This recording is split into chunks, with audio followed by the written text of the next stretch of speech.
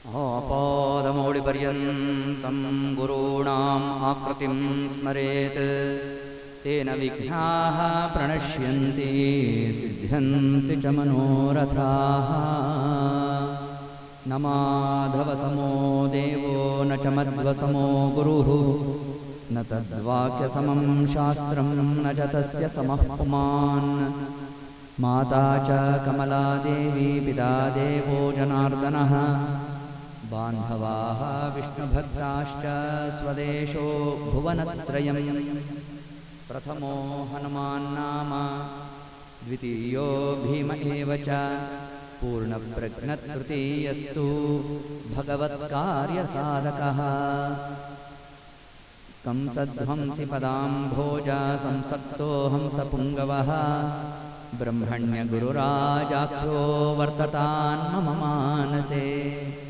अर्थिकल्पितकल्पोऽयं प्रत्यर्थिगजकेसरी व्यासतीर्थगुरुर्भूयात् अस्मदिष्टार्थसिद्धये। कामधेनु यथा पूर्वं सर्वाभीष्टफलप्रदा तथा खलो वादिराज श्रीपादो अभीष्टदः सताम्। भूतराज नमस्तुभ्यं वादिराजगुरोर्प्रियः विद्राव सर्वबाधानः सदत्वं रक्षणं कुरु। पूज्याय राघवेन्द्राय सत्यधर्मरताय च भजतां कल्पवृक्षाय नमतां कामधेनवे। दुर्वादिध्वान्तरवये वैष्णवेन्दीववेन्दवे श्रीराघवेन्द्रगुरवे नमो अत्यंत दयालवे।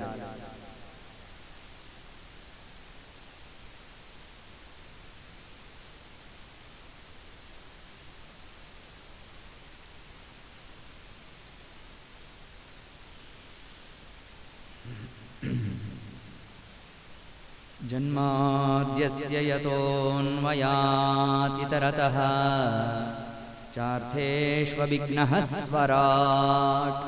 तेने ब्रह्महृदाय आदिकवये मुह्यन्ति यं सूरयः। तेजो वारिमृदां यथा विनिमयो यत्र त्रिसर्गो मृषा धाम्ना स्वेन सदा निरस्तकुहकम् सत्यं परं धीमहि। निगमकल्पतरोर्गलितं फलं शुकमुखादमृतद्रवसंयुतं पिबत भागवतं रसमालयं मुहुरहो रसिकाः भुवि भावुकाः। श्रीगुरुभ्यो नमः। हरिः ओम्। ಯತ್ಕಿಂಚಿತು ಪೂರ್ವಕಥಾನುವಾದ. ನಿನ್ನೆ ದಿವಸದ ಕಥಾ ಪ್ರಸಂಗದಲ್ಲಿ ಪರೀಕ್ಷಿತ್ ಮಹಾರಾಜರು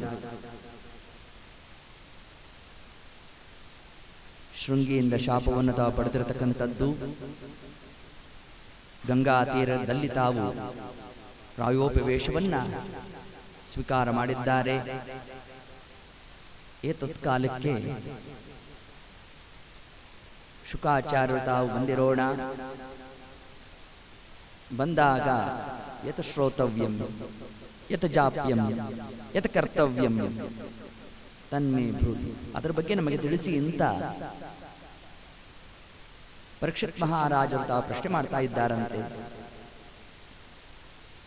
ಆ ಎಲ್ಲ ಪ್ರಶ್ನೆಗೂ ಕೂಡ ಶುಕಾಚಾರ್ಯರು ತಾವು ಉತ್ತರ ಕೊಟ್ಟಿರತಕ್ಕದ್ದು ಜನ್ಮಲಾಭ ಪರಹ ಪುಂಸಾಮಂತೆ ನಾರಾಯಣ ಸ್ಮೃತಃ. ಇಡೀ ನಮ್ಮ ಜನ್ಮಕ್ಕೆ ಸಾರ್ಥಕ್ಯ ಅಂತಂದರೆ ಯಾವುದರಿಂದ ಅಂತಂದರೆ ಹರಿನಾಮ ಸ್ಮರಣೆಯಿಂದ. ಇದೊಂದು ಅಂಶವನ್ನು ನಮಗೆ ತಿಳಿಸಿದ್ರು. ಅದರಿಂದ ಸದಾಕಾಲ ಪರಮಾತ್ಮನ ಪರವಾಗಿ ನಾವು ಚಿಂತನಾದಿಗಳನ್ನು ನಡೆಸಬೇಕು ಅನ್ನೋ ಒಂದು ಅಂಶವನ್ನೇ ಇದರಿಂದ ನಮಗೆ ಹೇಳ್ತಾ, ಇನ್ನು ಮುಂದೆ ಪರಮಾತ್ಮನ ಅದ್ಭುತವಾದ ಒಂದು ವ್ಯಾಪಾರ ಸೃಷ್ಟಿಯಾದಿ ಅಷ್ಟಕರ್ತೃತ್ವ. ಇದನ್ನೇ ಉಪನಿಷತ್ತು ಕೂಡ ತಾನು ಹೇಳ್ತಾ, ಬ್ರಹ್ಮ ಅಂತ ಕರೆಸ್ಕೋಬೇಕಾದ್ರೆ ಏನು ಲಕ್ಷಣ ಇರಬೇಕು ಅಂತಂದ್ರೆ ಅದಕ್ಕೆ ಉಪನಿಷತ್ತಾನು ತಿಳಿಸುತ್ತೆ. ಯಥೋ ವಾ ಇಮಾನಿ ಜಾಯಂತೆ ಏನ ಜಾತಾನಿ ಜೀವಂತಿ ಯತ್ ಪ್ರಯಂತಿ ಅಭಿಸಂವಿಶಂತಿ ತದ್ ಬ್ರಹ್ಮ ತದ್ವಿಜಿಜ್ಞಾಸಸ್ವ. ಬ್ರಹ್ಮ ಅಂತಂದ್ರೆ ಯಥೋ ವಾ ಇಮಾನಿ ಜಾಯ, ಯಾರು ಸೃಷ್ಟಿ ಮಾಡಿದ್ದಾನೋ, ಸೃಷ್ಟಿ ಮಾಡಿ ಅಷ್ಟು ಬಿಟ್ಟಿರ್ತಕ್ಕಂಥದ್ದಲ್ಲ. ಏನ ಜಾತಾನಿ ಜೀವಂತಿ, ಯಾರು ನಮ್ಮನ್ನು ರಕ್ಷಣೆ ಮಾಡ್ತಾ ಇದ್ದಾನೋ, ಯಾರು ನಮ್ಮನ್ನ ಲಯ ಸಂಹಾರ ಮಾಡ್ತಾನೋ ಅವನೇ ಬ್ರಹ್ಮ. ಬ್ರಹ್ಮನ ಲಕ್ಷಣವನ್ನು ತಿಳಿಸ್ತಾ ಇದ್ದಾರೆ.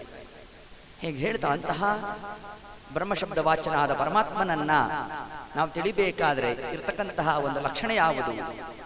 ಭಾಗವತದ ಮಂಗಳ ಶ್ಲೋಕದ ಮಂಗಳ ಶಬ್ದ ಜನ್ಮ ಆದ್ಯಸ್ಯ ಯತಃ, ಯತಃ ಯಾರಿಂದ ಸೃಷ್ಟಿ ಸ್ಥಿತಿ ಲಯ ನಿಯಮನ ಜ್ಞಾನ ಅಜ್ಞಾನ ಬಂಧ ಮೋಕ್ಷ 8 ಯಾರಿಂದ ನಡೀತಾ ಇದೆಯೋ ಅಂತಹವನನ್ನೇ ಧೀಮಹಿ ಧ್ಯಾನ ಮಾಡೋಣ ಅಂತ ಭಾಗವತ ತಾನು ತಿಳಿಸುತ್ತೆ.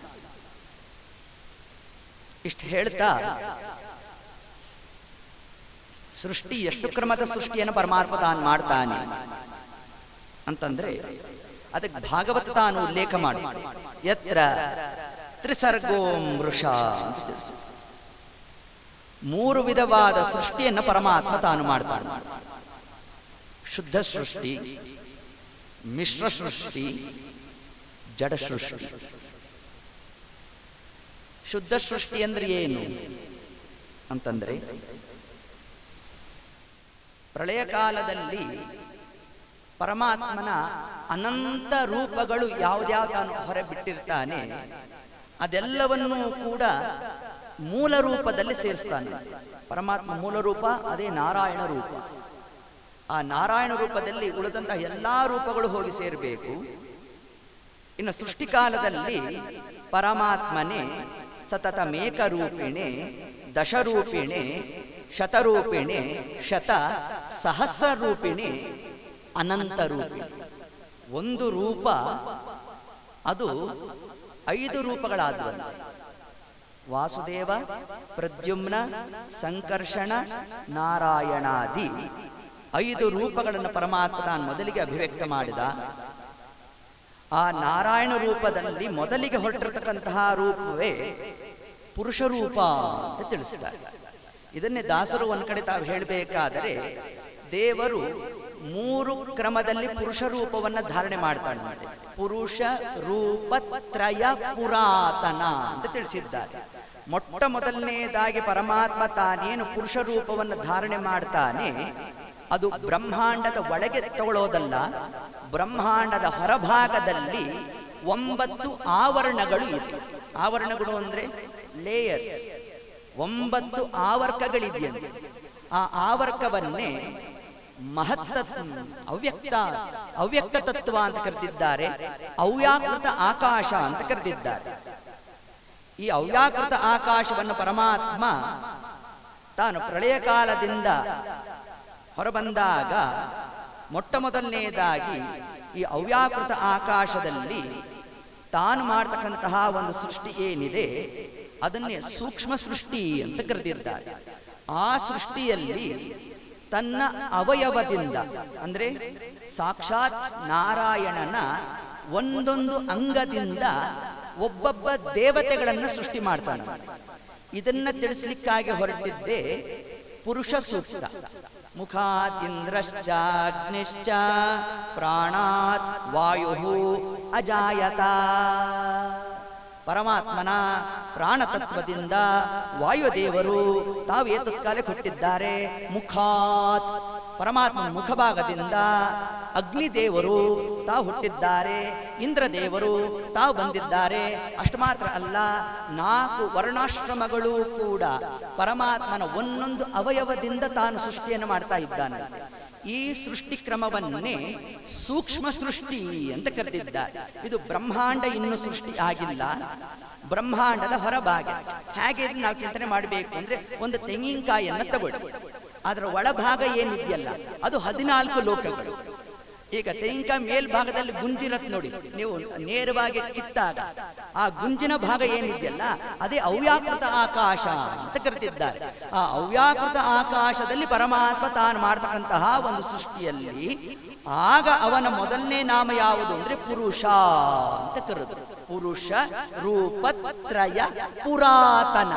ಅದಕ್ಕೆ ದಾಸರು ಏನಂತ ತಿಳಿಸಿದ್ರು, ಆ ರೂಪ ಅತ್ಯಂತ ಪುರಾತನ ರೂಪ ಅಂತ. ನಮ್ಮಲ್ಲಿ ಈ ಶಬ್ದ ಪ್ರಯೋಗ ಮಾಡ್ತೇವಲ್ಲ, ಈ ಪದಾರ್ಥ ಎಲ್ಲಿಂದ ತಂದಿದ್ದು, ಇದ ಪುರಾತನ ಕಾಲದ್ದು ಅಂತ. ಏನರ್ಥ? ಬಹಳ ಹಳೆಯದ್ದು ಅಂತ ಅರ್ಥ. ದೇವರು ಎಷ್ಟು ಹಳೆಯವನು ಅಂತಂದ್ರೆ ಸೃಷ್ಟಿಯ ಪೂರ್ವದಲ್ಲೂ ದೇವರಿದ್ದಾನೆ.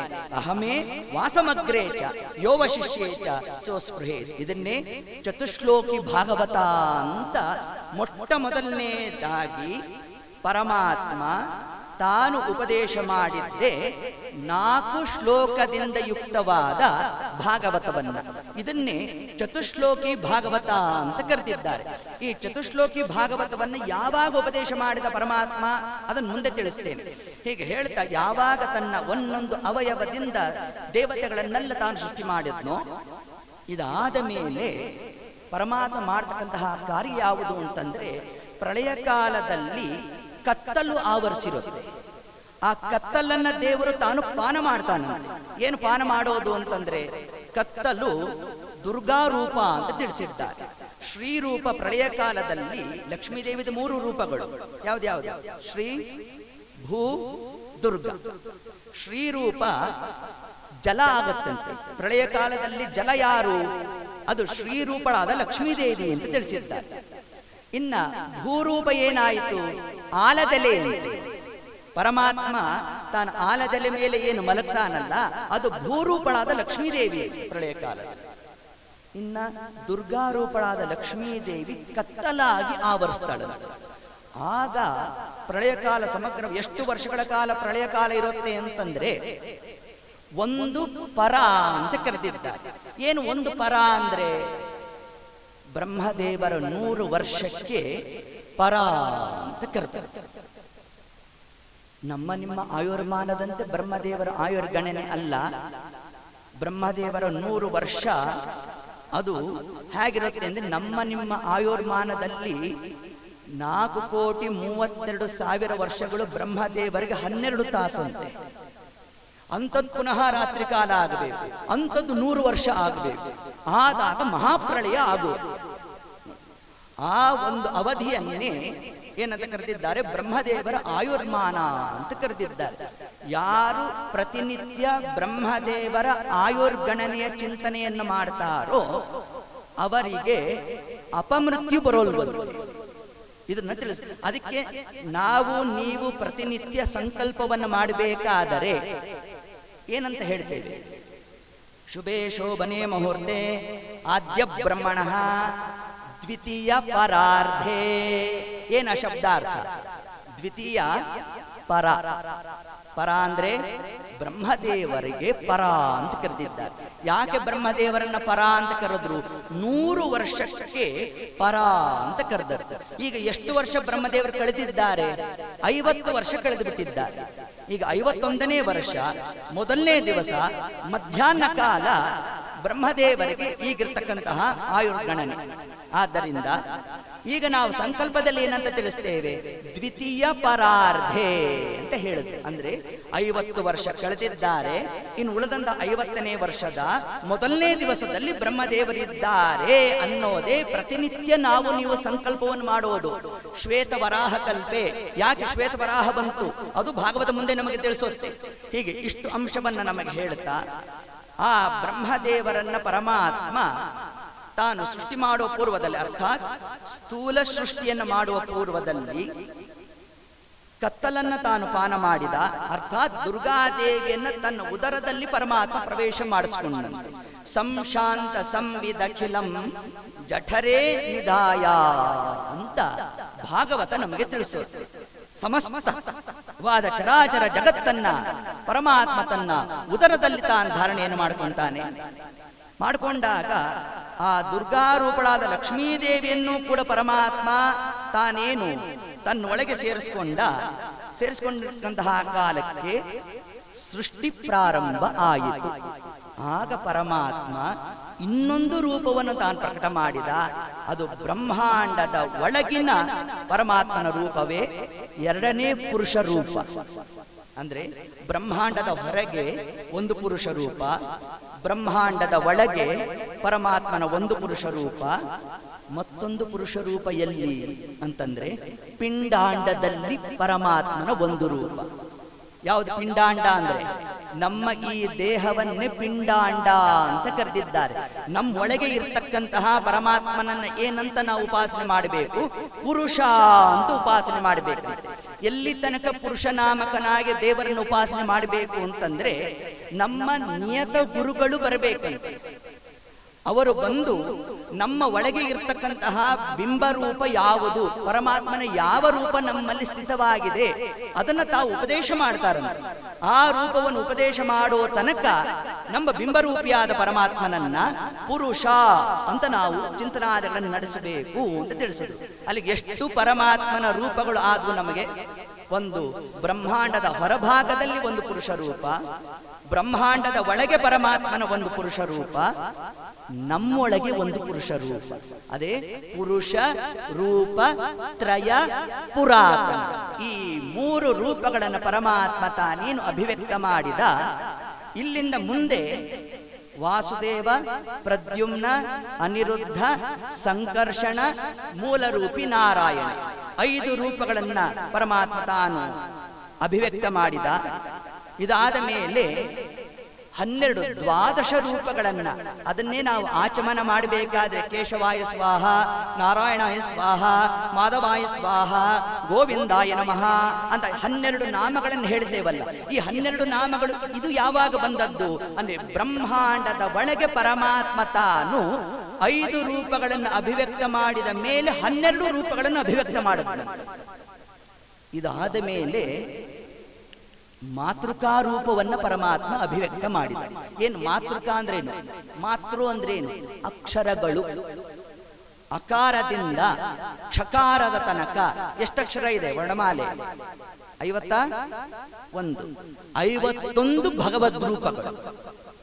ಅಂ ಅಜಾಯ ನಮಃ, ಕಾಂದ್ರೇನು ಕಂ ಕಪಿಲಾಯ ನಮಃ, ಟಾಂದ್ರೇನು ಟಂ ಟಂಕೇ ನಮಃ, ಲಂ ಲಾಲುಕಾಯಾಯ ನಮಃ, ಕ್ಷಂ ಲಕ್ಷ್ಮೀ ನರಸಿಂಹಾಯ ನಮಃ.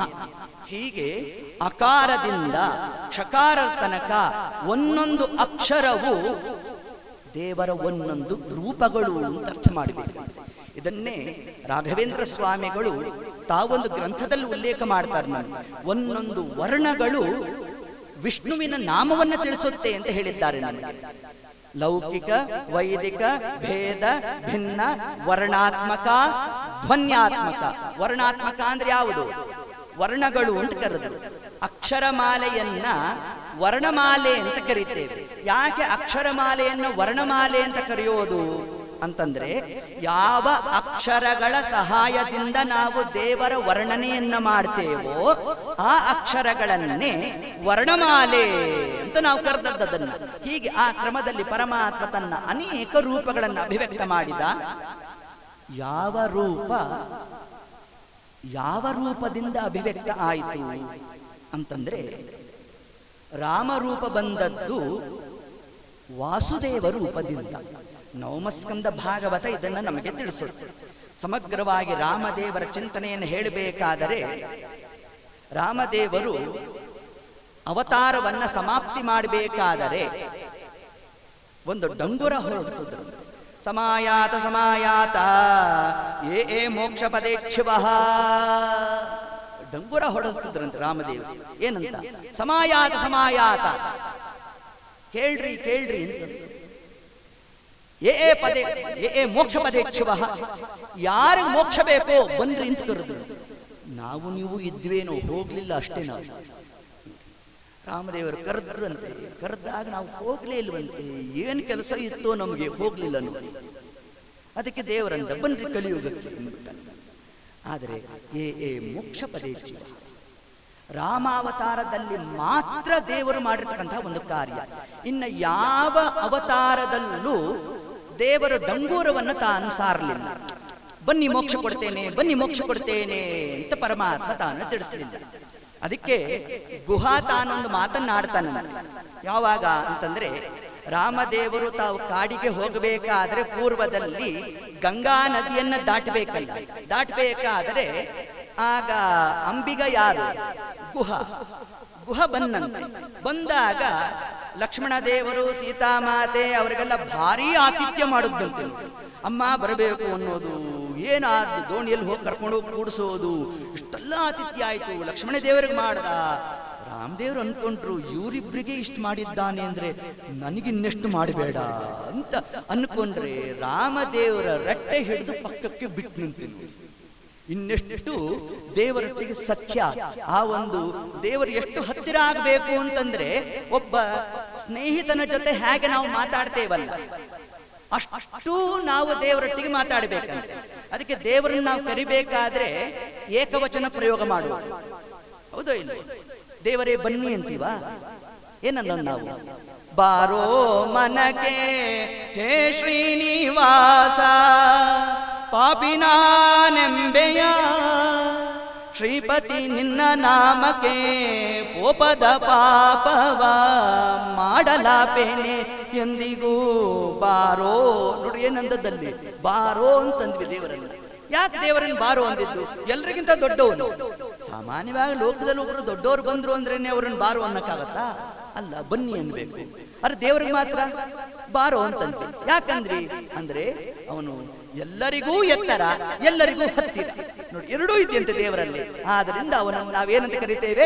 ಬಾರೋ ಅಂತ ಕರಿತೀವಂತೆ. ಒಬ್ಬ ಸ್ನೇಹಿತನನ್ನ ಹೇಗೆ ನಾವು ಸಂಬೋಧನೆ ಮಾಡ್ತೇವೋ ಅದರಂತೆ ದೇವರೊಟ್ಟಿಗೆ ನಮ್ಮ ಒಡನಾಟ ಇರಬೇಕು ಅನ್ನೋದನ್ನೇ ಗುಹಾ ತಾನು ಅಂದು ತಿಳಿಸ್ತಾ ರಾಮದೇವರು ಕೇಳಿದ್ರು, ಅಲ್ಲಪ್ಪ ಇಷ್ಟೆಲ್ಲ ಅವರಿಬ್ಬರಿಗೆ ಆತಿಥ್ಯ ಮಾಡದೆ ನನ್ಯಾಕೋ ಪಕ್ಕಕ್ಕೆ ಬಿಟ್ಟೆ ಅಂತ.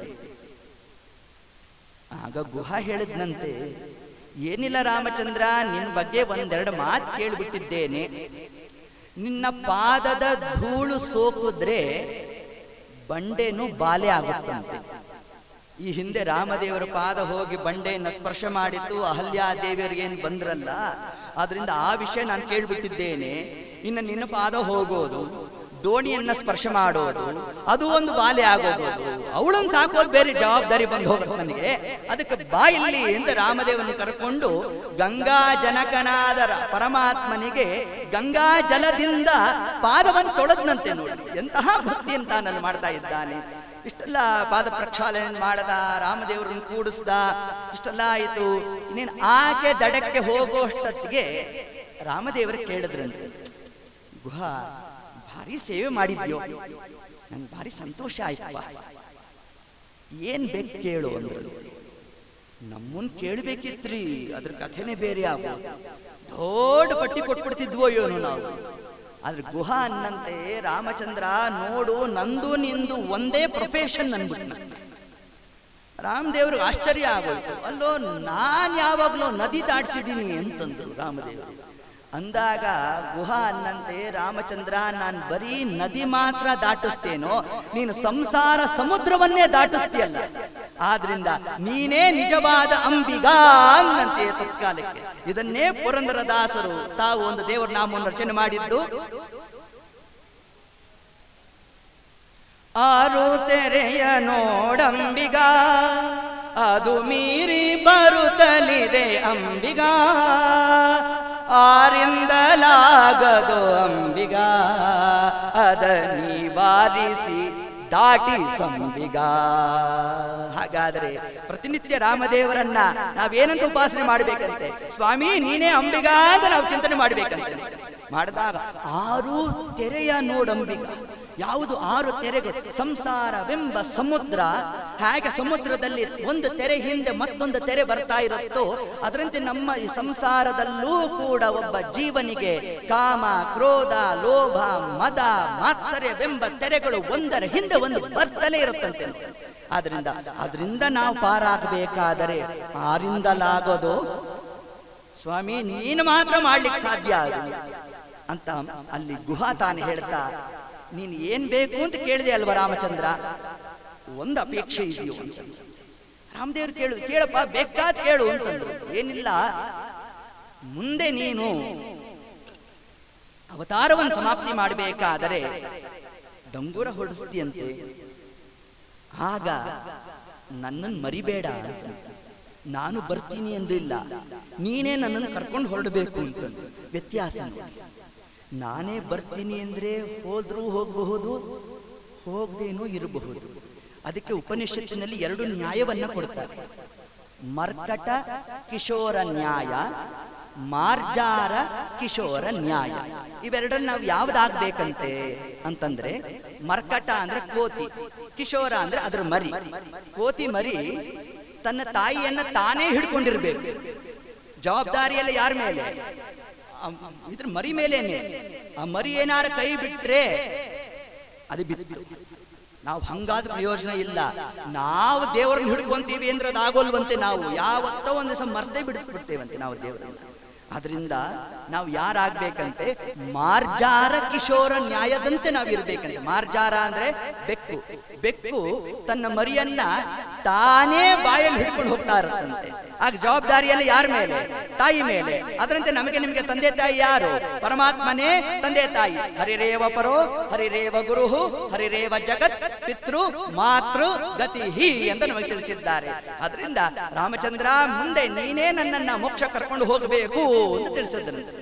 ಇಲ್ಲಿ ಒಂದು ಅಂಶವನ್ನು ನಾವು ಚಿಂತನೆ ಮಾಡಬೇಕು. ರಾಮಚಂದ್ರ ತಾನು ಅವತಾರ ಸಮಾಪ್ತಿ ಮಾಡಬೇಕಾದರೆ ಯಾತಕ್ಕಾಗಿ ಮೋಕ್ಷಕ್ಕೆ ಬನ್ನಿ ಅಂತ ತಾನು ಕರೆದ ಅಂತಂದ್ರೆ, ಇಲ್ಲಿ ಭಾಗವತ ಅದಕ್ಕೆ ನಿರೂಪಣೆ ಮಾಡುತ್ತೆ. ಅವತಾರಾನ್ ಹರೇರ್ ಜ್ಞಾತ್ವ ನಾವತಾರಾನ್ ಹರೇಶ್ಚಯೇ ತಥಾ ಸಮ್ಯಕ್ ಜ್ಞಾತ್ವ ಮುಕ್ತಿರ್ ನ ಚಾನ್ಯತ. ದೇವರ ಅವತಾರ ಯಾವ ರೂಪ ಎಲ್ಲಿಂದ ಬಂದಿದೆ, ಬಂದಂತಹ ಕಾಲಕ್ಕೆ ಯಾವ ಕಾರ್ಯವನ್ನು ಪರಮಾತ್ಮ ತಾನು ಅಭಿವ್ಯಕ್ತ ಮಾಡ್ತಾನೆ, ಇದೆಲ್ಲ ಸಮ್ಯಕ್ ಜ್ಞಾತ್ವ ನಾವು ಚೆನ್ನಾಗಿ ತಿಳಿದಿರ್ಬೇಕಂತ ಇದನ್ನ.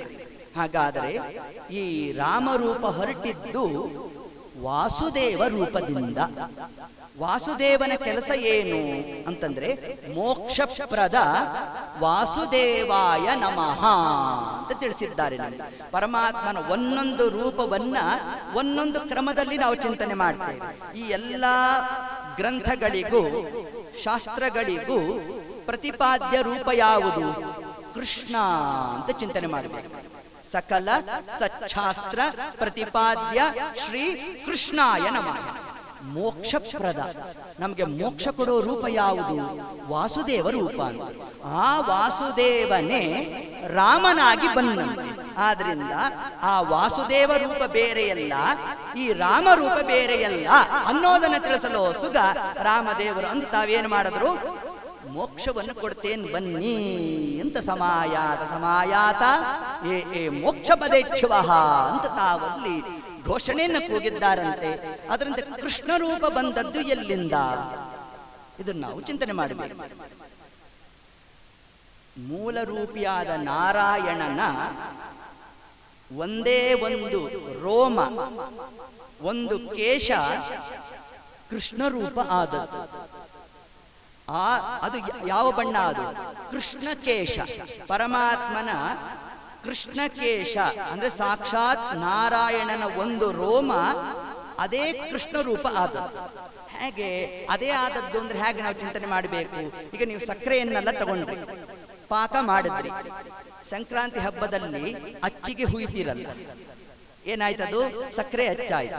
ಸಕ್ಕರೆ ಹೆಚ್ಚಾಗ್ಬೇಕಾದ್ರೆ ನೀವೇನ್ ಮಾಡಿದ್ದು? ಸಕ್ಕರೆನೇ ತಗೊಂಡ್ರಿ, ಅದನ್ನ ಪಾಕ ಮಾಡಿದ್ರಿ, ಒಂದು ಅಚ್ಚಿಗೆ ಹಾಕಿದ್ರಿ. ಹೇಗೋ ಅದರಂತೆ ಇಲ್ಲಿ ಆ ಪರಮಾತ್ಮನ ಮೂಲ ರೂಪಿಯಾದ ನಾರಾಯಣನ ಒಂದೇ ಒಂದು ಕೇಶ ಅದು ಕೃಷ್ಣ ರೂಪ ಆಯಿತು. ಆ ಕೃಷ್ಣ ರೂಪ ಮುಂದೆ ವಿಶ್ವರೂಪವನ್ನು ತೋರಿತು. ಹಾಗಾದ್ರೆ ಪರಮಾತ್ಮನ ಒಂದು ರೂಪ, ಒಂದು ಕೇಶ, ಒಂದು ರೂಪ. ಆ ಒಂದು ರೂಪ ಅದು ವಿಶ್ವರೂಪ. ಹಿಂಗೆ ನಾವು ಚಿಂತನೆ ಮಾಡಬೇಕು ಪರಮಾತ್ಮನನ್ನ. ಪರಮಾತ್ಮನೇ ಸತತ ಮೇಕರೂಪಿಣೆ ಅವಿಕಾರಿಣೆ ಶತ ಸಹಸ್ರ ಅನಂತ ರೂಪಿಣೆ. ಇದನ್ನೇ ನಮಗೆ ಶಾಸ್ತ್ರ ತಿಳಿಸ್ತಾ ಇದೆ. ಪರಮಾತ್ಮನ ಒಂದು ರೂಪ ಅದು ಅನಂತ ರೂಪವನ್ನು ಧಾರಣೆ ಮಾಡ್ತದೆ ಅನ್ನೋ ಒಂದು ಅಂಶವನ್ನ ಹೇಳ್ತಾ, ಇನ್ನ ಮತ್ತೊಂದು ಪರಮಾತ್ಮನ ಶ್ವೇತಕೇಶ ಅಂದ್ರೆ ಬಿಳಿ ಕೂದಲು, ಅದು ಯಾವ ರೂಪ ಆಯಿತು ಅಂತಂದ್ರೆ, ಮುಂದೆ ಬಲರಾಮ ದೇವರು ಕೃಷ್ಣನ ಅಣ್ಣನಾಗಿ ಯಾರು ಬರ್ತಾರಲ್ಲ, ಅವರಲ್ಲಿ ಒಂದು ಅಂಶದಿಂದ ಕೃಷ್ಣ ತಾನು ಸೇರಿದಂತೆ. ಇದನ್ನ ಅಂಶ ಅಂತ ತಿಳಿಬೇಕು. ಯಾವುದು ನೇರವಾಗಿ ಒಂದು ಇದಾಯಿತು, ಸಕ್ಕರೆ, ಅದರ ಪಾಕ, ಅಚ್ಚು, ಇದು ಅವತಾರ ಅಂತ ಚಿಂತನೆ ಮಾಡಬೇಕು. ಈಗ ನೀವು ಮಾವಿನ ಹಣ್ಣಿನ ಜ್ಯೂಸ್ ಮಾಡಿದ್ರಿ, ಸಕ್ಕರೆ ಅಂಶ ಕಡಿಮೆ ಇತ್ತು, ಅದರಲ್ಲಿ ಸಿ ಕಡಿಮೆ ಇತ್ತು, ನೀವೇನು ಹಾಕಿದ್ರಿ? ಸಕ್ಕರೆಯನ್ನು ಹಾಕಿದ್ರಿ. ಅಂದ್ರೆ ಮೂಲಭೂತವಾದ ಪದಾರ್ಥ ಬೇರೆ, ಅದಕ್ಕೆ ಸಕ್ಕರೆಯನ್ನು ನೀವು ಸೇರಿಸಿದ್ರಿ, ಹೌದಾ? ಅದರಂತೆ ಈ ಬಲರಾಮ ದೇವರಲ್ಲಿ ಅಧಿಕವಾದ ಶಕ್ತಿ ಬರಲಿ ಅಂತ ಪರಮಾತ್ಮನ ಶ್ವೇತಕೇಶ, ಬಿಳಿ ಕೂದಲು, ಅದು ಬಲರಾಮ ದೇವರಲ್ಲಿ ಆವಿಷ್ಟ ಆಯಿತು. ಇದನ್ನೇ ಅಂಶ ಅಂತ ಕರೆಯೋದು. ಅವತಾರ ಅಂದ್ರೆ ಯಥಾವತ್ತಾಗಿ ಪರಮಾತ್ಮ ತನ್ನದೇ ರೂಪವನ್ನು ಪ್ರಕಟ ಮಾಡ್ತಾನೆ. ಅಂಶ ಅಂದ್ರೆ ಇನ್ನೊಬ್ಬ ದೇವತೆಯಲ್ಲಿ ತನ್ನ ರೂಪವನ್ನು ತಾನು ಇಟ್ಟಿರ್ತಾನೆ. ಹಾಗೆ ಈಗ ಕೆಲವೊಬ್ಬರಿಗೆ ದೆವ್ವ ಹಿಡಿತು ಅಂತಂದಾಗ ವಿಚಿತ್ರವಾಗಿ ಒಂದು ಕ್ರಮದಲ್ಲಿ ಆಡ್ತಾರೆ, ಸ್ವಲ್ಪ ತಾದ್ಮೇಲೆ ತಣ್ಣಗಾಗೋಗ್ತಾರೆ. ಅಂದ್ರೆ ಆ ಕಾಲಕ್ಕೆ ಒಂದು ಶಕ್ತಿ ಬಂತು, ಒಂದು ಶಕ್ತಿ ಹೋಯಿತು. ಹೇಗೋ ಅದರಂತೆ ಬಲರಾಮ ದೇವರು ಅವರಲ್ಲಿ ಪರಮಾತ್ಮ ತಾನು ಒಂದು ರೂಪದಿಂದ ಪ್ರವೇಶ ಮಾಡಿದ. ಇದನ್ನೇ ಅಂಶ ಅಂತ ಕರೀತಾರೆ. ಅವತಾರ ಅಂದ್ರೆ ಸಾಕ್ಷಾತ್ ಆ ರೂಪವೇ ಪ್ರಕಟ ಮಾಡತಕ್ಕಂಥದ್ದು ಅನ್ನೋ ಒಂದು ಅಂಶವನ್ನು ತಿಳಿಸಿದ್ದಾರೆ. ಇದನ್ನ ನಾವು ತಿಳಿಯೋ ತನಕ ಮುಕ್ತಿರ್ನ ಚಾನ್ಯತ, ನಮಗೆ ಮೋಕ್ಷ ಸಿಗೋಲ್ಲ ಅಂತ ಶುಕಾಚಾರ್ಯರು ಪರೀಕ್ಷಿತ್ ಮಹಾರಾಜರು ತಿಳಿಸ್ತಾ ಇದ್ದಾರೆ. ತನ್ನಿಮಿತ್ತ ಹೀಗೆ ಪರಮಾತ್ಮನ ಇನ್ನು ರಾಜರಾಜೇಶ್ವರ ರೂಪ ಅಂತ ಪರಮಾತ್ಮ ತಾನು ಪ್ರಕಟ ಮಾಡ್ತಾನೆ. ಈ ರೂಪದಿಂದ ಎಲ್ಲ ರಾಜರು ಯಾರ್ಯಾರಿದ್ದಾರೆ ಅವರಲ್ಲಿ ಪರಮಾತ್ಮ ತಾನಿದ್ದು ಕಾರ್ಯವನ್ನು ಮಾಡಿಸ್ತಾನೆ. ಇದೇ ರಾಜ ರಾಜೇಶ್ವರ ರೂಪ. ಮುಂದೆ ಬರುತ್ತೆ ಪೃಥು ಚಕ್ರವರ್ತಿ, ಪ್ರಿಯವ್ರತ ರಾಜ, ಇವರಲ್ಲೆಲ್ಲ ಪರಮಾತ್ಮ ತಾನು ಒಂದು ಅಂಶದಿಂದ ರಾಜ ರಾಜೇಶ್ವರನಾಗಿ ತಾನಿದ್ದು ಕಾರ್ಯವನ್ನು ಮಾಡೋದು. ಇದು ರಾಜರಾಜೇಶ್ವರ ರೂಪ. ಆದ್ರೆ ಇನ್ನು ಪರಮಾತ್ಮನದ್ದೇ ಸನತ್ ಕುಮಾರ ಅನ್ನೋ ಒಂದು ರೂಪ ಇದೆ. ಸನತ್ ಕುಮಾರರು ಬಾಲಯತಿಗಳು, ಅದು ಬೇರೆ, ಅವರೆಲ್ಲ ಬಾಲ ಸನ್ಯಾಸಿಗಳು. ಪರಮಾತ್ಮನದ್ದೇ ಒಂದು ಅವತಾರ, ಅದು ಸನತ್ ಕುಮಾರ ರೂಪ. ಈ ರೂಪದಿಂದ ಬಂದು ಪರಮಾತ್ಮ ಏನು ಮಾಡದ ಅಂತಂದ್ರೆ ಸನ್ಯಾಸಿಗಳು ಹೇಗೆ ಇರಬೇಕು ಅನ್ನೋದನ್ನು ಉಪದೇಶ ಮಾಡಿದ್ದೆ. ಅರ್ಥಾತ್ ಸನ್ಯಾಸಾಶ್ರಮ, ಅಲ್ಲಿರ್ತಕ್ಕಂತಹ ಕಟ್ಟುಪಾಡಿಯಲ್ಲಿ ಅಗ್ನಿಸ್ಪರ್ಶ ಇಲ್ಲ. ಯಾರಿಗೆ? ಯತಿಗಳಿಗೆ. ಸನ್ಯಾಸಿಯಾದವರು ಅಗ್ನಿಯನ್ನ ಮುಟ್ಟಿ ಕಾರ್ಯ ಮಾಡಲಿಕ್ಕೆ ಇಲ್ಲ. ಹೇಗೆ ಒಬ್ಬ ಗೃಹಸ್ಥನಾದವನು ಹೋಮವನ್ನು ಮಾಡ್ತಾನೋ ಅದರಂತೆ ಯತಿಯಾದವನು ಹೋಮವನ್ನು ಮಾಡಲಿಕ್ಕಿಲ್ಲ. ಆತ ಕೇವಲ ಪೂರ್ಣಾಹುತಿ ಕಾಲದಲ್ಲಿ ನೀವು ತೆಂಗಿನಕಾಯಿ ತಗೊಂಡು ಹೋಗಿ ಇಟ್ಟಿರ್ತೀರಲ್ಲ, ಪೂರ್ಣಾಹುತಿಗೆ ಸ್ಪರ್ಶ ಮಾಡಬೇಕೇ ಹೊರತಾಗಿ ತಾನು ಹೋಗಿ ಅದನ್ನು ಹಾಕ್ಲಿಕ್ಕಿಲ್ಲ. ಇದು ಯತ್ಯಾಶ್ರಮದಲ್ಲಿ ಇರ್ತಕ್ಕಂಥದ್ದು. ಇದನ್ನೆಲ್ಲ ಉಪದೇಶ ಮಾಡಿದ್ದಲ್ಲಿ ನಮಗೆ ಸನತ್ ಕುಮಾರ ರೂಪದಿಂದ ಪರಮಾತ್ಮ ತಾನು ಇಷ್ಟು ಅಂಶವನ್ನು ತಾನು ಅಲ್ಲಿ ಉಲ್ಲೇಖ ಮಾಡ್ತಾನೆ. ಇನ್ನ ಮುಂದೆ ಅನೇಕ ಅನಂತ ರೂಪಗಳನ್ನು ಪರಮಾತ್ಮ ತಾನು ಅಭಿವ್ಯಕ್ತ ಮಾಡ್ತಾ ಬಲ ಕಾರ್ಯಕ್ಕಾಗಿ ತಾನು ಪ್ರಕಟ ಮಾಡಿರ್ತಕ್ಕಂಥ ರೂಪಗಳು ಯಾವುದು ಅಂತಂದ್ರೆ ನರಸಿಂಹಾವತಾರ, ವರಾಹ ರೂಪ, ಪರಶುರಾಮ ರೂಪ ಮತ್ತು ಪರಮಾತ್ಮನ ಮತ್ತು ಕೃಷ್ಣ ರೂಪ. ಕೃಷ್ಣ ರೂಪ ಅದು ಜ್ಞಾನ ಕಾರ್ಯದಲ್ಲೂ ಕಾರ್ಯವನ್ನು ತಾನು ತೋರಿದ್ದಾನೆ, ಬಲ ಕಾರ್ಯವನ್ನೂ ಪರಮಾತ್ಮ ತಾನು ತೋರಿದ್ದಾನೆ. ಹುಟ್ಟಿದ 7ನೇ ದಿವಸಕ್ಕೆ ಕೃಷ್ಣ ಪೂತನ ಸಂಹಾರ ಮಾಡಬೇಕು, ಅದು ಬಲ ಕಾರ್ಯಕ್ಕೂ ಆಯಿತು. ಇನ್ನ ಜ್ಞಾನ ಕಾರ್ಯ ಏನ್ ಮಾಡಿದ ಕೃಷ್ಣ ರೂಪದಿಂದ? ಭಗವದ್ಗೀತೆಯನ್ನು ಉಪದೇಶ ಮಾಡಿದ. ಅದರಿಂದ ಜ್ಞಾನ ಕಾರ್ಯಕ್ಕೂ ಬಲ ಕಾರ್ಯಕ್ಕೂ ಹೊರಟಿರ್ತಕ್ಕಂಥ ರೂಪ ಯಾವುದು? ಅದು ಕೃಷ್ಣ ರೂಪ ಅಂತ ತಿಳಿಸಿದ್ದಾರೆ.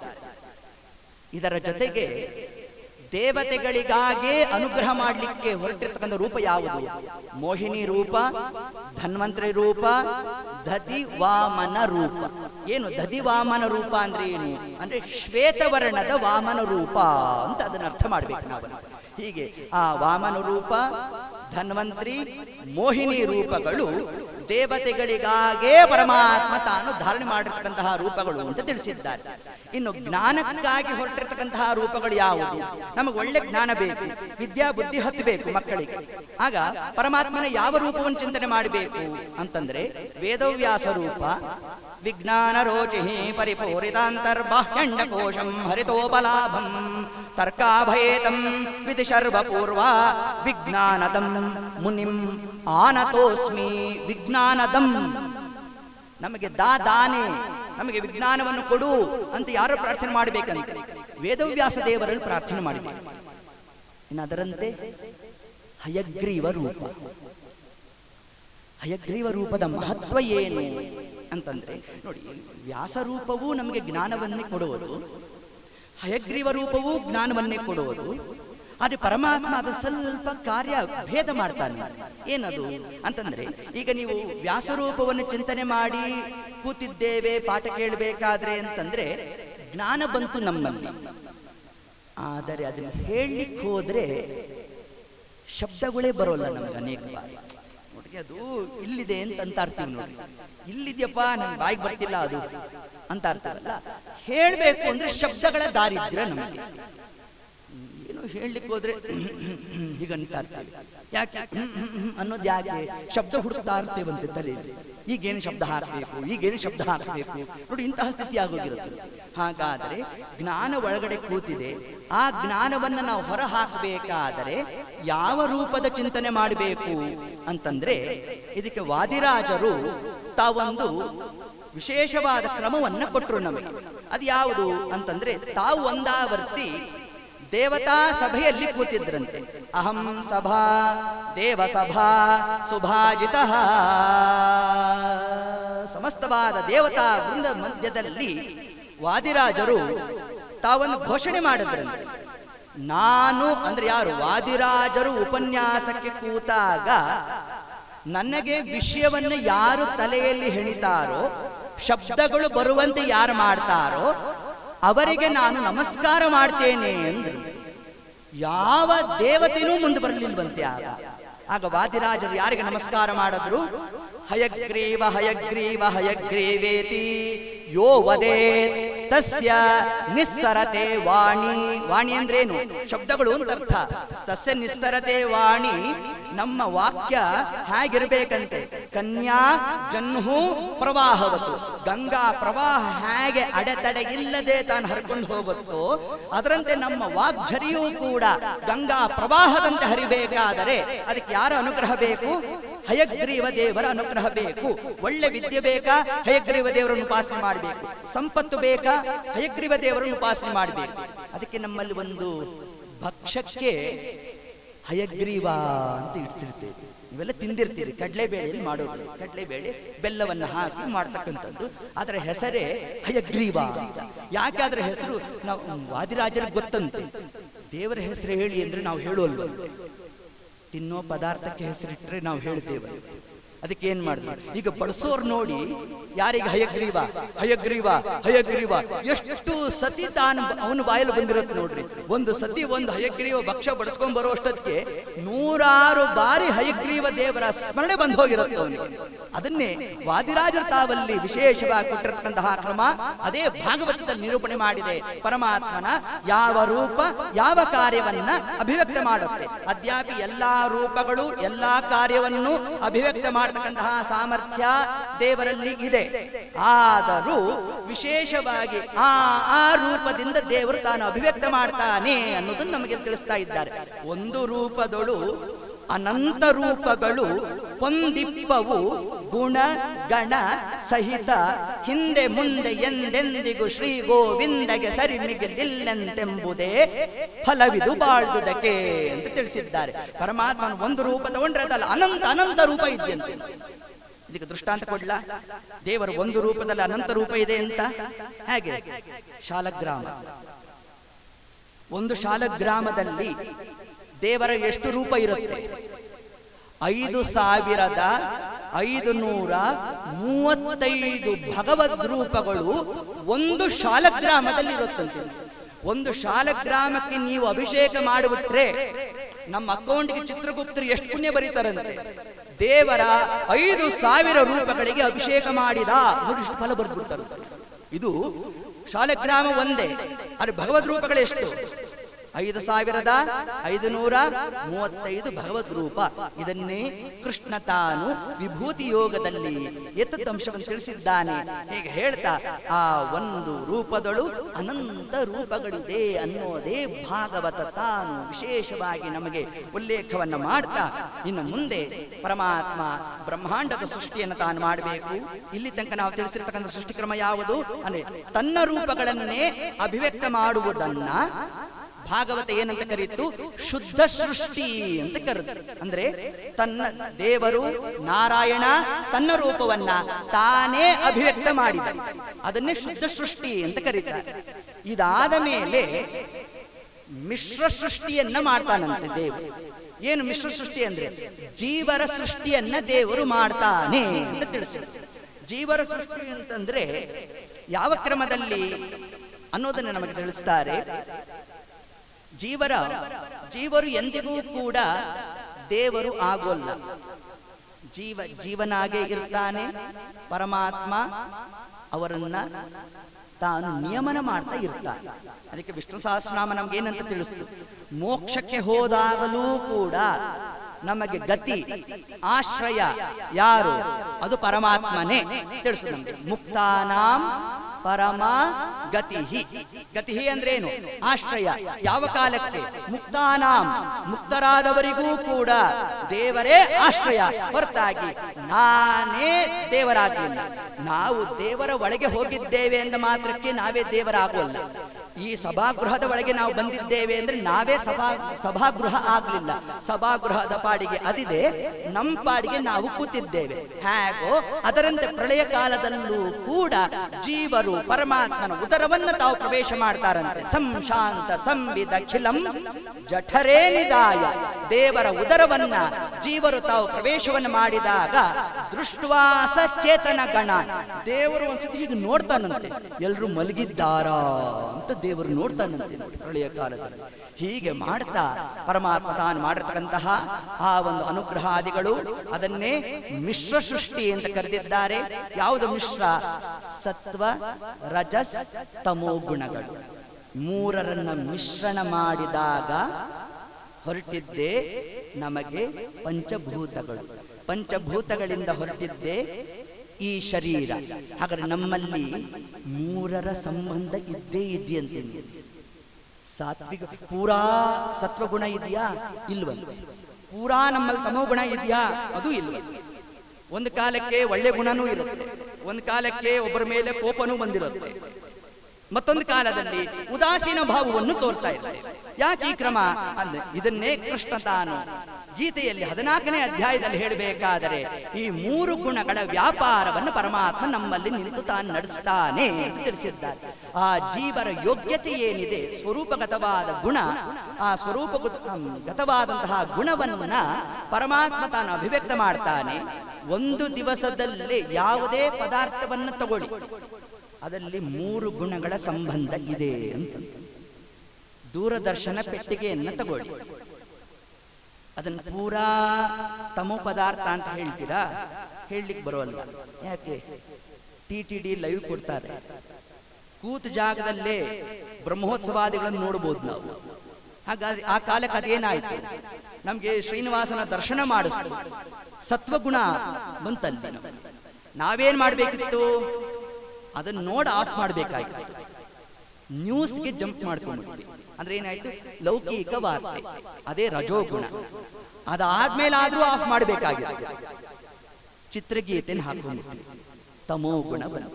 ನೋಡಿ, ಒಂದೇ ವಸ್ತುವಿನಲ್ಲಿ ಮೂರು ಗುಣಗಳ ವ್ಯಾಪಾರ ಉಂಟು, ಸತ್ವ ರಜಸ್ ತಮೋ ಗುಣಗಳು. ಅದರಲ್ಲೂ ಕೂಡ ಇದು ಭಾರಿ ಜಟಿಲವಾದ ಒಂದು ಭಾಗ, ಅಷ್ಟು ಸುಲಭ ಇದು ತಲೆಗೆ ಹತ್ತೋಲ್ಲ. ಇದರಲ್ಲಿ ಒಂದೊಂದಕ್ಕೂ ಕೂಡ ಗುಣಬಿಂದು ಸೃಷ್ಟಿ ಅಂತ ತಿಳಿಸ್ತಾರೆ. ಅದು ಸತ್ಯಕ್ಕೆ ಬೇಡ, ಅದು ಭಾರಿ ಭಾರ ಆಗುತ್ತೆ. ಅದು ಅದರಲ್ಲಿ ಹೇಳಬೇಕು ಅಂತಂದ್ರೆ ಸತ್ವ ಪದಾರ್ಥದಲ್ಲಿ ಸತ್ವ ಸತ್ವ, ಸತ್ವ ರಜ, ಸತ್ವ ತಮೋ ಹಿಂಗೆ ತಗೊಂಡಿದ್ದಾರೆ. ಇನ್ನು ರಜೋ ಪದಾರ್ಥದಲ್ಲಿ ರಜೋ ಸತ್ವ, ರಜೋ ರಜೋ ಪದಾರ್ಥ, ರಜೋ ತಮೋ ಪದಾರ್ಥ ಅಂತ ತಗೊಂಡಿದ್ದಾರೆ. ಇನ್ನು ತಮೋ ಗುಣದಲ್ಲಿ ತಮೋ ಸತ್ವ, ತಮೋ ರಜೋ, ತಮೋ ತಮೋ ಗುಣ, ಹೀಗೆ ಮೂರು ಪ್ರಕಾರ ಮಾಡಿದ್ದಾರೆ. ಅದನ್ನೆಲ್ಲ ನಾವು ತಗೊಂಡಾಗ ಒಟ್ಟಾರೆ ಬ್ರಹ್ಮಾಂಡವನ್ನು ಸೃಷ್ಟಿ ಮಾಡಬೇಕಾದರೆ ದೇವರು ಎಷ್ಟು ಪ್ರಮಾಣದ ಅಂಶವನ್ನು ತಗೊಂಡ ಮೂರರಲ್ಲಿ ಅಂತಂದ್ರೆ 90 ಭಾಗದಷ್ಟು ಸತ್ವಗುಣವನ್ನ ತಗೊಂಡು, ಇನ್ನ 9 ಭಾಗದಷ್ಟು 9.99 ತಗೊಳ್ಳಿ, ಅಷ್ಟು ರಜೋ ಪದಾರ್ಥವನ್ನ ಮಿಶ್ರಣ ಮಾಡಿದ್ನಂತೆ. ಯಾವುದಕ್ಕೆ? ಈ ಬ್ರಹ್ಮಾಂಡ ಸೃಷ್ಟಿ ಮಾಡಬೇಕಾದ್ರೆ. ಇನ್ನು ಉಳಿದದಷ್ಟು 0.01 ಉಳಿತು ನಮಗೆ, ಅಷ್ಟು ತಮೋ ಪದಾರ್ಥ ಹಾಕಿದ್ನಂತೆ. ಯಾರ್ದು ಪ್ರಾಬಲ್ಯ ಜಾಸ್ತಿ? ಸತ್ವ ಪದಾರ್ಥ 90 ಭಾಗ ಹಾಕಿದ್ದೇವೆ ಅಲ್ವಾ? ಆದ್ರೆ ಕೃಷ್ಣ ಅಂದ ಪ್ರಾಬಲ್ಯ ತಮೋ ಪದಾರ್ಥದ್ದೇ ಅಲ್ರಿ. 0.01 ತಾನೆ ಅಂತಂದ್ರೆ ಹಂಡೆ ಹಾಲಿದೆ, ಒಂದೇ ಒಂದು ಹನಿ ನಿಂಬೆ ಹಣ್ಣಿನ ರಸ ಹಾಕಿ ಯಾವುದರ ಪ್ರಾಬಲ್ಯ ಆಯಿತು? ನಿಂಬೆ ಹಣ್ಣಿಂದೇ ಪ್ರಾಬಲ್ಯ, ಹೌದಾ? ಅದರಂತೆ ಜಗತ್ತು ಕೂಡ ಹೇಗಂತೆ, ಇಷ್ಟೆಲ್ಲ ಇದ್ರೂ ಕೂಡ ನಮಗೆ ಪ್ರಾಬಲ್ಯ ಯಾವ್ದು ನಾವು ಕಾಣ್ತೇವೆ? ತಮೋ ಗುಣದ ವ್ಯಾಪಾರದ ಪ್ರಾಬಲ್ಯವೇ ಅಧಿಕ ಅಂತ ತಿಳಿಸಿದ್ದಾರೆ. ಇದನ್ನೇ ಮುಂದೆ ನಮಗೆ, ಇದು ಭಾರಿ ಜಟಿಲ ಭಾಗ, ಇದು ಪಂಚಮಸ್ಕಂದ ಭಾಗವತದಲ್ಲಿ ಗುಣಬಿಂದು ಸೃಷ್ಟಿ ಅಂತ ತಿಳಿಸ್ತಾರೆ. ಆ ಗುಣಬಿಂದು ಸೃಷ್ಟಿಯಲ್ಲಿ ಹೇಳ್ತಕ್ಕಂತಹ ಒಂದು ಪರಿಷ್ಕಾರ ಸುಮ್ಮನೆ ಇದನ್ನು ತಿಳಿಸಿದ್ದೇನೆ. ಇದರಲ್ಲಿ ಪುನಃ ಬ್ರಹ್ಮದೇವರ ಶರೀರ ಹೇಗೆ, ಅದು ಹೇಗೆ ನಿರ್ಮಾಣ ಆದದ್ದು, ಅವೆಲ್ಲ ಹೆಚ್ಚು ಭಾರವಾಗ್ತಕ್ಕಂಥ ವಿಷಯ.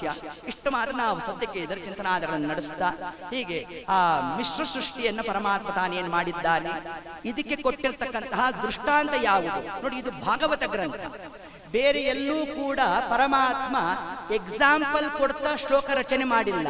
ಆದ್ರೆ ಭಾಗವತದಲ್ಲಿ ಎಕ್ಸಾಂಪಲ್ ಕೊಡದೆ ನಮಗೆ ಶ್ಲೋಕವನ್ನು ರಚನೆ ಮಾಡಿಲ್ಲ ನೋಡಿ. ಏತತ್ಕ್ರಮವನ್ನು ಪರಮಾತ್ಮ ಮಾಡಿದ್ದಾನೆ. ಈಗ ಯತ್ರ ತ್ರಿಸರ್ಗೋ ಮೃಷ, 3 ವಿಧವಾದ ಸೃಷ್ಟಿಯಲ್ಲಿ ಮೊದಲನೇ ಸೃಷ್ಟಿ ಕ್ರಮ ಯಾವುದು? ಶುದ್ಧ ಸೃಷ್ಟಿ. ಅಂದ್ರೆ ಏನರ್ಥ? ತನ್ನ ಸೃಷ್ಟಿಯನ್ನ ಪರಮಾತ್ಮ ತಾನೇ ಅಭಿವ್ಯಕ್ತ ಮಾಡ್ಕೊಂತಾನೆ, ಇದನ್ನೇ ಶುದ್ಧ ಸೃಷ್ಟಿ ಅಂತ ಕರೆದ್ರು. ಇದಕ್ಕೆ ದೃಷ್ಟಾಂತ ಬೇಕಲ್ಲ ನಮಗೆ. ತೇಜೋ ವಿನಿಮಯ, ಇದೊಂದು ಶಬ್ದವನ್ನು ಹಾಕಿದ್ರು.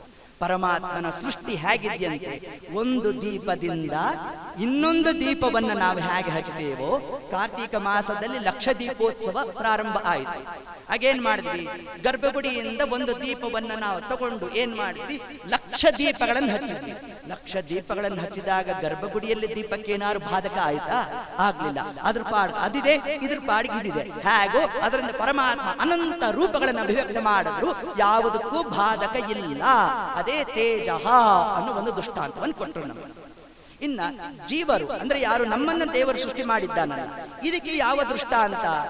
ವಾರಿ ವಿನಿಮಯ. ವಾರಿ ಅಂದ್ರೆ ಏನು? ನೀರು ಅಂತ. ನೀರಿನಂತೆ ಜೀವರು ಅಂತಂತ. ಏನ್ ನೀರಿನಂತೆ ಜೀವರು ಅಂತಂದ್ರೆ, ತಿಳಿಯಾದ ನೀರಿದೆ, ಸೂರ್ಯನ ಪ್ರತಿಬಿಂಬ ಬಿದ್ದಿದೆ, ನೋಡ್ಲಿಕ್ಕೆ ಆ ಆಕಾರ ಇದೆ, ಆದರೆ ನೀರನ್ನು ಸ್ಪರ್ಶ ಮಾಡಿದರೆ ಆ ಶಾಖಾದಿ ಗುಣಗಳು ಅದರಲ್ಲಿ ಇರೋಲ್ಲ. ಅದರಂತೆ ಬಿಂಬನಾದ ಪರಮಾತ್ಮ, ಪ್ರತಿಬಿಂಬರಾದ ಜೀವರು. ಬಿಂಬನಾದ ಪರಮಾತ್ಮನಲ್ಲಿ ಅನಂತ ಕಲ್ಯಾಣ ಗುಣಾದಿಗಳಿದೆ, ಪ್ರತಿಬಿಂಬರಾದ ಜೀವರಲ್ಲಿ ಅವನಂತೆ ನಾವಿದ್ರೂ ಕೂಡ ಅವನಲ್ಲಿರ್ತಕ್ಕಂತಹ ಗುಣಗಳು ಜೀವರಾದ ನಮ್ಮಲ್ಲಿ ಇರಲಿಕ್ಕೆ ಸಾಧ್ಯ ಇಲ್ಲ ಅನ್ನೋದನ್ನೇ ತೇಜೋ ವಾರಿ ವಿನಿಮಯ ಅನ್ನೋ ಒಂದು ಶಬ್ದವನ್ನ ತಾವು ಪ್ರಯೋಗ ಮಾಡ್ತಾರೆ. ಇದನ್ನ ಪುರಂದರದಾಸರು ತಾವು ಒಂದು ದೇವರನಾಮದಲ್ಲಿ ಉಲ್ಲೇಖ ಮಾಡ್ತಾರೆ. ಈ ತದ್ದಂಶವನ್ನೇ ತಾವು ತಗೊಂತಾರೆ. ಜೀವ ಮತ್ತು ಪರಮಾತ್ಮ ಹೇಗಿದ್ದಾರೆ, ಎಲ್ಲಿದ್ದಾರೆ, ಹೇಗೆ ನಾವು ಸ್ಮರಣೆ ಮಾಡಬೇಕು ಅಂತಂದ್ರೆ, ಇದೊಂದು ವಿಶಿಷ್ಟ ದೇವರನಾಮ ಅವ್ರದ್ದು. ಯಾರ್ದು? ನಮ್ಮ ಪುರಂದರದಾಸ. ಒಂದು ಬುಡುಬುಡಿಕೆ ಹಾಡು, ಬುಡುಬುಡಿಕೆ ಧಾಟಿಲಿ ಹೊರಡೋಗ್ತದೆ. ಏನಂತ ತಿಳಿಸ್ತಾರೆ ಅದರಲ್ಲಿ? ಜಯವದೆ ಈ ಮನ್ನ ತನ್ನಕ್ಕೆ, ಬಿಡು ಬಿಡು ಬಿಡು ಬಿಡು ಮನ್ನ ಸಂಶಯವ. ಶುಕನೆಂಬ ಹಕ್ಕಿ, ಶುಕನೆಂಬ ಹಕ್ಕಿ ಅಂದ್ರೆ ಯಾರು? ಶುಕಾಚಾರ್ಯರು. ಶುಕಾಚಾರ್ಯರು ಭಾಗವತದಲ್ಲಿ ಹೇಳಿದ್ದಾರೆ ನೋಡ್ರಿ, ಅದನ್ನು ಹೇಳ್ತಾ ಇದ್ದಾರೆ ಅಲ್ಲಿ. ಶುಕನೆಂಬ ಹಕ್ಕಿ ಹೇಳುತ್ತದಪ್ಪ, ಜಗವೆಂಬೋ ಗಿಡ ಹುಟ್ಟೈತಣ್ಣ. ಜಗತ್ತೆಂಬ ಈ ವೃಕ್ಷ ಇದು ಹುಟ್ಟಿದೆಯಪ್ಪ. ಇದರಲ್ಲಿ ಒಂದು ವಿಶಿಷ್ಟವಾದಂತಹ ಒಂದು ಕ್ರಮವನ್ನು ಹೇಳ್ತಾರೆ.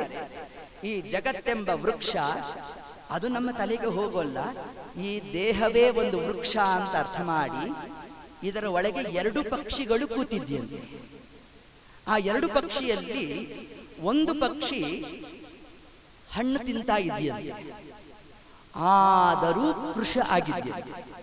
ಇನ್ನೊಂದು ಹಕ್ಕಿ ಸುಮ್ಮನೆ ನೋಡ್ತಾ ಇದೆಯಂತೆ, ಬಲಿಷ್ಠವಾಗಿದೆಯಂತೆ. ಇದು ಯಾವ ಪಕ್ಷಿ? ಒಂದೇ ಹಕ್ಕಿ ಹಣ್ಣಿಂತೈತೆ ಮತ್ತೊಂದು ಹಕ್ಕಿ ನೋಡುತ್ತದಪ್ಪ, ಹಣ್ಣಿಂದ ಹಕ್ಕಿ ಕೃಶವಾಗೈತೆ ತಿನ್ನದ ಹಕ್ಕಿ ಬಲಿತೈತಣ್ಣ, ಸುಳ್ಳಲ್ಲ ನೀ ಕೇಳೋ ತಮ್ಮ. ದ್ವಾಸುಪರ್ಣದ ಶ್ರುತಿಯಲ್ಲೈತೆ ಒಂದೇ ಕುಲವೆಂದು ತಿಳಿಯಲಿ ಬೇಡ, ತಿಳಿದರೆ ನಿಮಗೆ ಕೇಡಾದೀತು, ತಿಳಿದರೆ ನಿಮಗೆ ಕೇಡಾದೀತು. ಜಯವದ್ದೆ ಈ ಮನ್ನತನಕ್ಕೆ, ಬಿಡು ಬಿಡು ಬಿಡು ಬಿಡು ಮನ ಸಂಶಯವ, ಶುಕನೆಂಬ ಹಕ್ಕಿ ಹೇಳುತ್ತದಪ್ಪ, ಜಗವೆಂಬೋ ಗಿಡ ಹುಟ್ಟೈತಣ್ಣ. ಇದರಲ್ಲಿ ಹೇಳ್ತಾ ಎರಡು ಹಕ್ಕಿಗಳಿದೆ. ಆ ಹಕ್ಕಿಗಳು ಯಾವುದು ಅಂದ್ರೆ ಈ ದೇಹವೆಂಬ ವೃಕ್ಷ, ಪರಮಾತ್ಮ ಮತ್ತು ಜೀವಾತ್ಮ, ಜೀವರು ಇದ್ದಾರೆ. ಇದರಲ್ಲಿ ಹಣ್ಣು ತಿನ್ನೋ ಹಕ್ಕಿ ಯಾರು? ಜೀವಾತ್ಮ. ಯಾವ ಹಣ್ಣು? ಆಪಲ್ಲೋ ಬನಾನನೋ ಆಗಿದ್ರೆ ಪರವಾಗಿಲ್ಲ, ನಮ್ಮ ಕರ್ಮವನ್ನು ಉಣಿಸ್ತಾನಂತೆ ದೇವರು, ನಮ್ಮ ಕರ್ಮ ಫಲವನ್ನು ಉಣ್ತೇವಂತೆ ನಾವು. ಎಷ್ಟು ಪರಮಾತ್ಮನ ಲೆಕ್ಕಾಚಾರ ಅಂತಂದ್ರೆ ಇದನ್ನೇ ಗರುಡ ಪುರಾಣದಲ್ಲಿ ಉಲ್ಲೇಖ ಮಾಡ್ತಾರೆ. ನಮಗೆ ಯಾಮ್ ಯಾಮ್ ಕರೋತಿ, ಯಾವ ಯಾವ ಕಾರ್ಯ ಮಾಡಿರ್ತೇವೋ ದೇವರು ಎಷ್ಟು ಲೆಕ್ಕ ಅಂತಂದ್ರೆ, ಈ ಜನ್ಮದಲ್ಲಿ ಸುಮ್ಮನೆ ಒಂದ್ಸತಿ ಅಂತ ಕೆಮ್ಮುದ್ರೆ ಲೆಕ್ಕ ಇದ್ದಂತೆ ದೇವರ. ಯಾಕೆ ಕೆಮ್ಮುದ ಅಂದ್ರೆ ಹಿಂದಿನ ಜನ್ಮದಲ್ಲಿ ಯಾರಿಗೋ ಮೆಣಸಿನ್ಕಾಯಿ ಘಾಟ್ ಹಾಕಿದ್ನಂತೆ, ಅದಕ್ಕೆ ಈ ಜನ್ಮದಲ್ಲಿ ದೇವರು ಕೆಮ್ಮಿಸ್ತಾನಂತೆ. ಇಷ್ಟು ವ್ಯಾಪಾರ ಪರಮಾತ್ಮ. ಅದಲ್ಲಿ ಹೇಳ್ಬೇಕಾದ್ರೆ ಭಾರಿ ಅಂಶಗಳನ್ನು ಗರುಡ ಪುರಾಣ ತಾನು ಉಲ್ಲೇಖ ಮಾಡುತ್ತೆ. ಬ್ರಹ್ಮ ಭೋಗ್ನ ಸ್ತ್ರೀಘಾತಿ ಗರ್ಭಪಾತಿ ಏತು ಪ್ರಚ್ಛನ್ನ ಪಾಪಿನಃ ತಿಳಿಸಿದ್ದಾರೆ. ಒಕ್ಕಣ್ಣನಾಗಿ ಹುಟ್ಟಿರ್ತಾನೆ. ಯಾರು ಒಕ್ಕಣ್ಣನಾಗಿ ಹುಟ್ಟಿರ್ತಾನಂತೆ?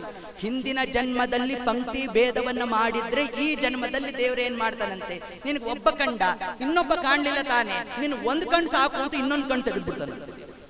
ಇಷ್ಟು ಅಂಶವನ್ನ ನಮಗೆ ಗರುಡ ಪುರಾಣ ತಾನು ಉಲ್ಲೇಖ ಮಾಡುತ್ತೆ. ಪಂಚಮಸ್ಕಂದ ಭಾಗವತದಲ್ಲೂ ಪಾಪ ಪುಣ್ಯಾದಿಗಳು ವಿಮರ್ಶನೆ ಮಾಡಬೇಕಾದ್ರೆ ಇದನ್ನ ಅಧ್ಯಾತ್ಮ ಪರಮಾತ್ಮ ತಾನು ತಿಳಿಸಿದ್ದಾನೆ.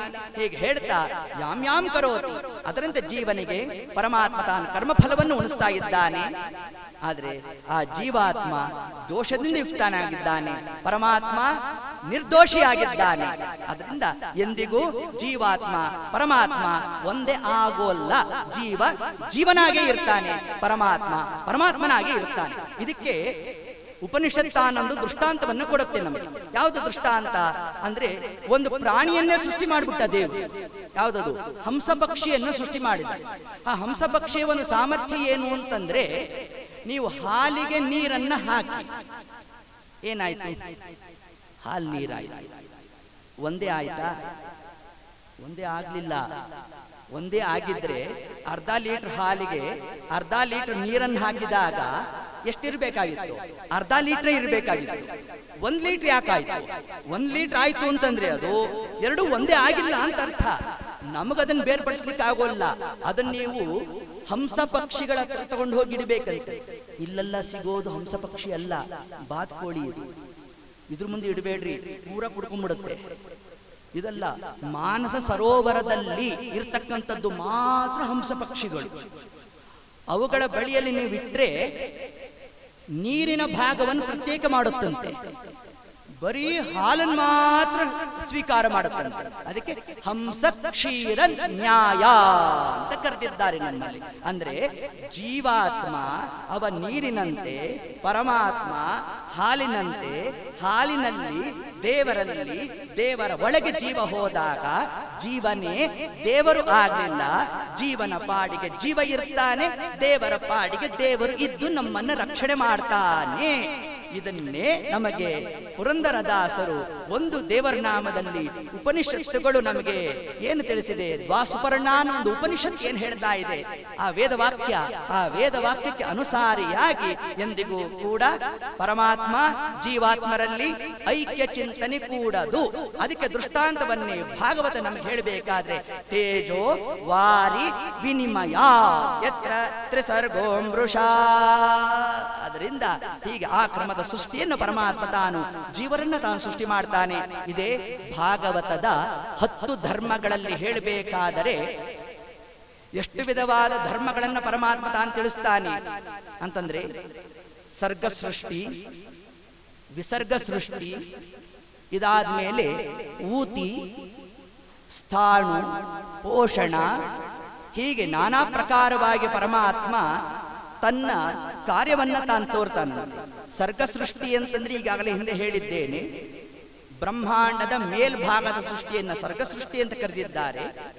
ಈ ಸೃಷ್ಟಿ ಕ್ರಮವನ್ನೇ ಪರಮಾತ್ಮ ಬ್ರಹ್ಮದೇವರಿಗೆ ಉಪದೇಶ ಮಾಡಿದ್ದು, ಬ್ರಹ್ಮದೇವರು ನಾರದರಿಗೆ ಉಪದೇಶ ಮಾಡಿದ್ದು, ನಾರದರು ಪುನಃ ಬಂದು ವೇದವ್ಯಾಸ ದೇವರಲ್ಲಿ ಸಮರ್ಪಣೆ ಮಾಡಿದ್ದು. ಉಪದೇಶ ಅಂತ ಹೇಳಬಾರದು, ಯಾಕಂದ್ರೆ ವ್ಯಾಸರು ಸಾಕ್ಷಾತ್ ನಾರಾಯಣ ರೂಪ, ಅದು ನಾರದರು ಬಂದು ಸಮರ್ಪಣೆ ಮಾಡಿದ್ರಂತೆ. ಈಗ ಹುಡುಗ ಬಾಯ್ಪಾಟ್ ಮಾಡ್ಕೊಂಡು ಬಂದು ಏನ್ ಮಾಡ್ದ, ಸ್ವಾಮಿಗಳ ಹತ್ರ ಒಪ್ಪಿಸ್ದ. ಸ್ವಾಮಿಗಳ ಹತ್ರ ಒಪ್ಪಿಸ್ತಾ ಇದ್ದ ಅಂತಂದ್ರೆ ಸ್ವಾಮಿಗಳಿಗೆ ಉಪದೇಶ ಮಾಡ್ದ ಅಂತ ಅರ್ಥ ಮಾಡ್ತೀವ? ಅಲ್ಲ, ಅವನು ಒಪ್ಪಿಸ್ದ ಅಂತ ಅರ್ಥ. ಅದರಂತೆ ವ್ಯಾಸರ ಬಳಿಯಲ್ಲಿ ನಾರದರು ಬಂದು ತಾವು ಸಮರ್ಪಣೆಯನ್ನು ಮಾಡಿದ್ರಂತೆ. ಸಮರ್ಪಣೆ ಮಾಡಿದಾಗ ಆಗ ಅದರ ವಿಸ್ತಾರವಾಗಿ ಹೊರಟಿದ್ದೆ 18,000 ಶ್ಲೋಕದಿಂದ ಯುಕ್ತವಾಗಿರತಕ್ಕಂತಹ ಶ್ರೀಮದ್ ಭಾಗವತ ಗ್ರಂಥ. ಈ ಭಾಗವತ ಗ್ರಂಥವನ್ನ ಶುಕಾಚಾರ್ಯರಿಗೆ ಉಪದೇಶ ಆಯಿತು. ಏತತ್ಕಾಲಕ್ಕೆ ಸೂತಾಚಾರ್ಯರು ತಾವು ಕೂತಿದ್ರು. ಸೂತರು ತಾವು ಶ್ರವಣ ಮಾಡಿದ್ದನ್ನೇ ಶೌನಕಾದಿಗಳಿಗೆ ತಾವು ಉಪದೇಶ ಮಾಡಿದ್ರು. ಇನ್ನ ಶುಕಾಚಾರ್ಯರು ಅದನ್ನು ತಾವು ಯಾರಿಗೂ ಉಪದೇಶ ಮಾಡಿದ್ರು? ಪರೀಕ್ಷಿತ್ ಮಹಾರಾಜರಿಗೆ ಉಪದೇಶ ಮಾಡಿದ್ರು. ನೋಡಿ, ಇದು ಒಂದು ಭಾಗವತ ಹೊರಟಿರ್ತಕ್ಕಂತಹ ಕ್ರಮ. ಮತ್ತೊಂದು ಕ್ರಮ ಇದೆ ಭಾಗವತ ಹೊರಟಿರೋದು. ನೋಡ್ರಿ, ಭಾಗವತ ಅಂದ್ರೆ ಒಂದೇ ಕ್ರಮದಲ್ಲಿ ಕಥಾರೂಪ ಅಂತ ಹಂಗರ್ಥ ಅಲ್ಲ. ನಾನಾ ಪ್ರಕಾರದಲ್ಲಿ ಭಾಗವತ ಗ್ರಂಥ ತಾನು ಹೊರಟಿದೆ. ಅದರಲ್ಲಿ ವಿಸರ್ಗ ಕ್ರಮದಲ್ಲಿ ಭಾಗವತ ತಾನು ಹೊರಟಿರ್ತಕ್ಕಂಥದ್ದು. ಅಂದ್ರೆ ಬ್ರಹ್ಮಾಂಡದ ಒಳಗಿನ 14 ಸೃಷ್ಟಿಗಳ ಬಗ್ಗೆ ವಿಸ್ತಾರ ರೂಪವಾಗಿ ಹೊರಟಿರ್ತಕ್ಕಂಥದ್ದೇ ಸಂಕರ್ಷಣ ನಾಮಕನಾದ ಪರಮಾತ್ಮ. ಈ ರೂಪ ಎಲ್ಲಿದೆ ಅಂತಂದ್ರೆ, ಯಾವಾಗ ಬ್ರಹ್ಮಾಂಡ ಸೃಷ್ಟಿ ಆಯಿತೋ, ಸೃಷ್ಟಿಯಾದಾಗ ಪರಮಾತ್ಮ ತನ್ನ ನಾಭಿ ಕಮಲದಿಂದ ಬ್ರಹ್ಮದೇವರನ್ನು ಸೃಷ್ಟಿ ಮಾಡಿದ. ಬ್ರಹ್ಮದೇವರು 1,000 ವರ್ಷಗಳ ಕಾಲ ಹುಡುಕದ್ರಂತೆ, ಅನ್ವೇಷಣೆ ಮಾಡಿದ್ರಂತೆ, ನನ್ನನ್ನ ಸೃಷ್ಟಿ ಮಾಡಿದವ ಯಾರು. ಯಾಕೆಂದ್ರೆ ಕಮಲ ಪುಷ್ಪ ಮೇಲಿದೆ, ಅದಕ್ಕೊಂದು ಆಧಾರ ಬೇಕಲ್ಲ. ಇದಕ್ಕೆ ಆಧಾರ ಯಾರು ಅಂತ ಆಲೋಚನೆ ಮಾಡಿದ್ರಂತೆ ಬ್ರಹ್ಮದೇವರು. ಅಂದ್ರೆ ಏನರ್ಥ? ಇವತ್ತು ನಾವು ನೀವು ಇಲ್ಲಿ ಕೂತಿದ್ದೇವೆ ಅಂತಂದ್ರೆ ಭೂಮಿಗೆ ಆಧಾರ ಯಾರು? ನೋಡಿ, ಇದು ನಾವು ಆಲೋಚನೆ ಮಾಡಿಲ್ಲ. ಭೂಮಿ ಕೂತಿರ್ಬೇಕು ಅಂದ್ರೆ ಇದಕ್ಕೆ ಯಾರೊಬ್ಬರು ಹಿಡ್ಕೊಂಡಿರ್ಬೇಕಲ್ಲ ಭೂಮಿಯನ್ನ. ಯಾರು ಹಿಡಿದವನು ಅಂತಂದ್ರೆ ಶೇಷದೇವರು ಹಿಡಿದಿದ್ದಾರೆ. ಶೇಷದೇವರ ಹಣೆ ಮೇಲೆ ಇಡೀ ಭೂಮಂಡಲ ಸಾಸಿವೆ ಕಾಳಿನ ಗಾತ್ರದಷ್ಟಾಗಿ ತೋರುತ್ತಂತೆ. ನೋಡಿ, ಅಷ್ಟು ಬೃಹದಾಕಾರವಾಗಿರೋದು ಯಾವುದು? ಶೇಷದೇವರ ಫಣೆ ಅಂತ ತಿಳಿಸಿದ್ದಾರೆ. ಫಣೆ ಅಂದ್ರೆ ಹೆಡೆ.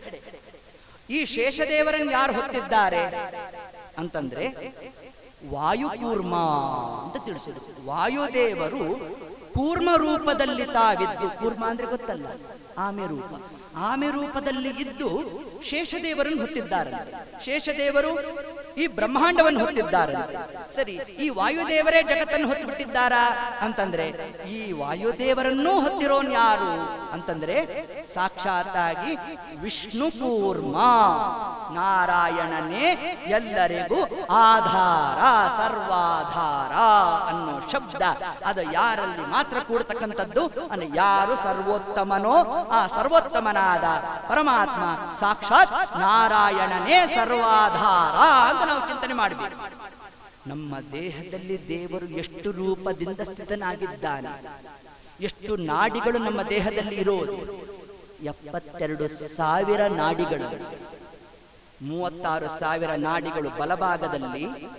ಇಲ್ಲಿ ಪರಮಾತ್ಮನ ಪುರುಷ ರೂಪ, ಎಡಭಾಗದಲ್ಲಿ 36,000 ನಾಡಿಗಳು, ಇಲ್ಲಿ ಸ್ತ್ರೀ ರೂಪ. ದೇವರದ್ದೇ ನಾರಾಯಣ ರೂಪ ಅಂತ ಪುರುಷ ರೂಪ ಇದೆ. ಇದೇ ಪರಮಾತ್ಮಂದೇ ನಾರಾಯಣಿ ಅಂತ ಸ್ತ್ರೀ ರೂಪವೂ ಇದೆ ಪರಮಾತ್ಮಂದು. ಆ 2 ರೂಪಗಳು ಕೂಡ 36,000 ರೂಪದಿಂದ ನಮ್ಮ ದೇಹದಲ್ಲಿ ಇದ್ದು ಕಾರ್ಯವನ್ನು ಮಾಡ್ತಾನಂತೆ ಪರಮಾತ್ಮ. ನಾವು ಕೈಯನ್ನೆತ್ತಿದ್ದೇವೆ, ಹೂವಂತ ಇದ್ದೇವೆ, ಕೇಳ್ತಾ ಇದ್ದೇವೆ ಅಂತಂದ್ರೆ ಎಲ್ಲ ಭಗವದ್ ವ್ಯಾಪಾರ. ದೇವರು ನಮ್ಮಲ್ಲಿ ನಿಂತು ನುಡಿಸ್ಬೇಕು, ನಿಮ್ಮಲ್ಲಿ ಕೂತ್ ಕೇಳಬೇಕು. ಒಬ್ಬರಲ್ಲಿ ನಿಂತಾಡುವನು ಮತ್ತೊಬ್ಬರಲ್ಲಿ ಕೇಳುವನು, ಬೆರಗಾಗುವನು ಅಬ್ಬರದ ಹೆದ್ದೈವನಿವ ಮತ್ತೊಬ್ಬರನ್ನು ಲೆಕ್ಕಿಸನು, ಲೋಕದೊಳೊಬ್ಬನೇತ ಬಾಧ್ಯ ಬಾಧಕ ನಾಹ ನಿರ್ಭೀತ ಅಂತ ತಿಳಿಸಿದ್ದಾರೆ. ಪರಮಾತ್ಮನೇ ಸಮಸ್ತವಾದ ಚರಾಚರ ಜಗತ್ತಿನಲ್ಲಿ ತಾನು ವ್ಯಾಪ್ತನಾಗಿ ಉಪದೇಶವನ್ನು ಮಾಡಿರ್ತಕ್ಕಂಥದ್ದೇ ಚತುಶ್ಲೋಕಿ ಭಾಗವತ. ಆ 4 ಶ್ಲೋಕದಲ್ಲಿ ಆ ಬ್ರಹ್ಮದೇವರು ತಾವು ಯಾವಾಗ ಕಮಲ ಪುಷ್ಪದಲ್ಲಿ ಕೂತು 1000 ವರ್ಷಗಳ ಕಾಲ ತಪಸ್ಸನ್ನು ಮಾಡಿದಾಗ ದೇವರು ತಾನು ದರ್ಶನ ಕೊಡ್ಲಿಲ್ಲ, ಅವನ ವಾಕ್ಯ ಮಾತ್ರ ಶ್ರವಣ ಮಾಡಿದ್ರಂತೆ. ತದ್ದಿ ತಪಃ ಅಂತಂತ ದೇವರು. ಏನು ತಪ ಅಂದ್ರೆ ಏನು? ತಪ ಅಂದ್ರೆ ಕಣ್ಣು ಮುಚ್ಚಿ ಕೂಡೋದು ಇಷ್ಟೇ ತಪ ಅಲ್ಲ, ತಪ ಆಲೋಚನೆ ಅಂತ ತಿಳಿಸಿದ್ದಾರೆ.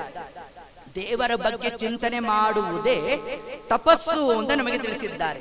ಹೀಗೆ ಬ್ರಹ್ಮದೇವರು ತಾವು ತಮ್ಮ ಆಯುರ್ಮಾನದಲ್ಲಿ 50 ವರ್ಷಗಳು, ಅವ್ರದ್ದು ಆಯುರ್ಮಾನನೇ 100 ವರ್ಷ, ಅದರಲ್ಲಿ ಏನು ಮಾಡಿದ್ರು 1 ವರ್ಷ ಈಗಾಗಲೇ ಕಳೆದು ಬಿಟ್ಟಿದ್ದಾರೆ. ಒಟ್ಟಾರೆ ಸೇರಿಸಿದ್ರೆ ಎಷ್ಟಾಯ್ತು? 50. ಇನ್ನು 49 ವರ್ಷಗಳ ಕಾಲ ಜೊತೆಗೆ ಈ 1 ವರ್ಷ ಸೇರಿಸಿದ್ರೆ 50 ವರ್ಷಗಳ ಕಾಲ ತಾವು ತಪಸ್ಸನ್ನ ಮಾಡಿದಾಗ ಆ ಕಮಲ ಪುಷ್ಪದ ಕರ್ಣಿಕೆ ಒಳಗಡೆ ಹೋಗುವ ಅವಕಾಶ ಸಿಕ್ತಂತೆ. ಕರ್ಣಿಕ ಅಂದ್ರೆ ಏನು? ಕಮಲ ಪುಷ್ಪದ ತೊಟ್ಟು. ಆ ತೊಟ್ಟು ಏನಿದೆಯಲ್ಲ ಅದರ ಒಳಗೆ ತಾವು ಪ್ರವೇಶ ಮಾಡಿದಾಗ ಅಲ್ಲಿ ಅವರಿಗೆ ಇದೇ ವಾಸುದೇವ ನಾಮಕನಾದ ಪರಮಾತ್ಮ ಮುಕ್ತರೊಟ್ಟಿಗೆ ತಾನು ಕ್ರೀಡೆಯನ್ನ ಆಡ್ತಾ ಇದ್ದಂತೆ. ಪರಮಾತ್ಮ ಮುಕ್ತರೊಟ್ಟಿಗೆ ತಾನು ಆನಂದವನ್ನ ಅಭಿವ್ಯಕ್ತ ಮಾಡ್ತಾ ಇದ್ದ. ಇದನ್ನ ಬ್ರಹ್ಮದೇವರು ತಾವು ನೋಡಿದಾಗ ಸ್ವಾಮಿ ಈ ಜಗತ್ ಸೃಷ್ಟಿಯೆಲ್ಲ ಯಾಕೆ ಬೇಕು ಅಂತ ಬ್ರಹ್ಮದೇವರು ಪರಮಾತ್ಮನನ್ನು ಕೇಳಿದ್ರಂತೆ. ಯಾಕೆಂದ್ರೆ ಸೃಷ್ಟಿಕರ್ತನಾದ ನಿನ್ನನ್ನೇ ಮರೆತು ಜಗತ್ತಿನಲ್ಲಿ ಎಲ್ಲ ವ್ಯಾಪಾರ ನಡೀತಾ ಇದೆ ಸ್ವಾಮಿ, ಅದರಿಂದ ಈ ಸೃಷ್ಟಿಯಾಧಿಕಾರಿ ಬೇಡ ಅಂತ ತಾವಲ್ಲಿ ಹೇಳಿದಾಗ ಆಗ ಪರಮಾತ್ಮ ತಾನು ತಿಳಿಸಿದ್ದೆ, ಅಹಮೇ ವಾಸವಗ್ರೇಚ ಯೋವಶಿಷ್ಯೇತ ಸೋಸ್ಪೃಹೇ. ಅಪ್ಪ, ಎಲ್ಲಾ ಕಾಲದಲ್ಲೂ, ನೀವಿರೋ ಕಾಲದಲ್ಲೂ ನಾನಿರ್ತೇನೆ, ನೀವಿಲ್ದಿರೋ ಕಾಲದಲ್ಲೂ ನಾನಿರ್ತೇನೆ. ಯಾರು ಎಲ್ಲಾ ಕಾಲದಲ್ಲಿ ಇರ್ತಾನೋ ಅವನೇ ಅಚ್ಯುತ ಶಬ್ದ ವಾಚ್ಯನಾದ ಪರಮಾತ್ಮ ಅಂತ ತಿಳಿಸಿದ್ರು. ಏನ್ ಅಚ್ಯುತ ಅಂದ್ರೆ ಏನು?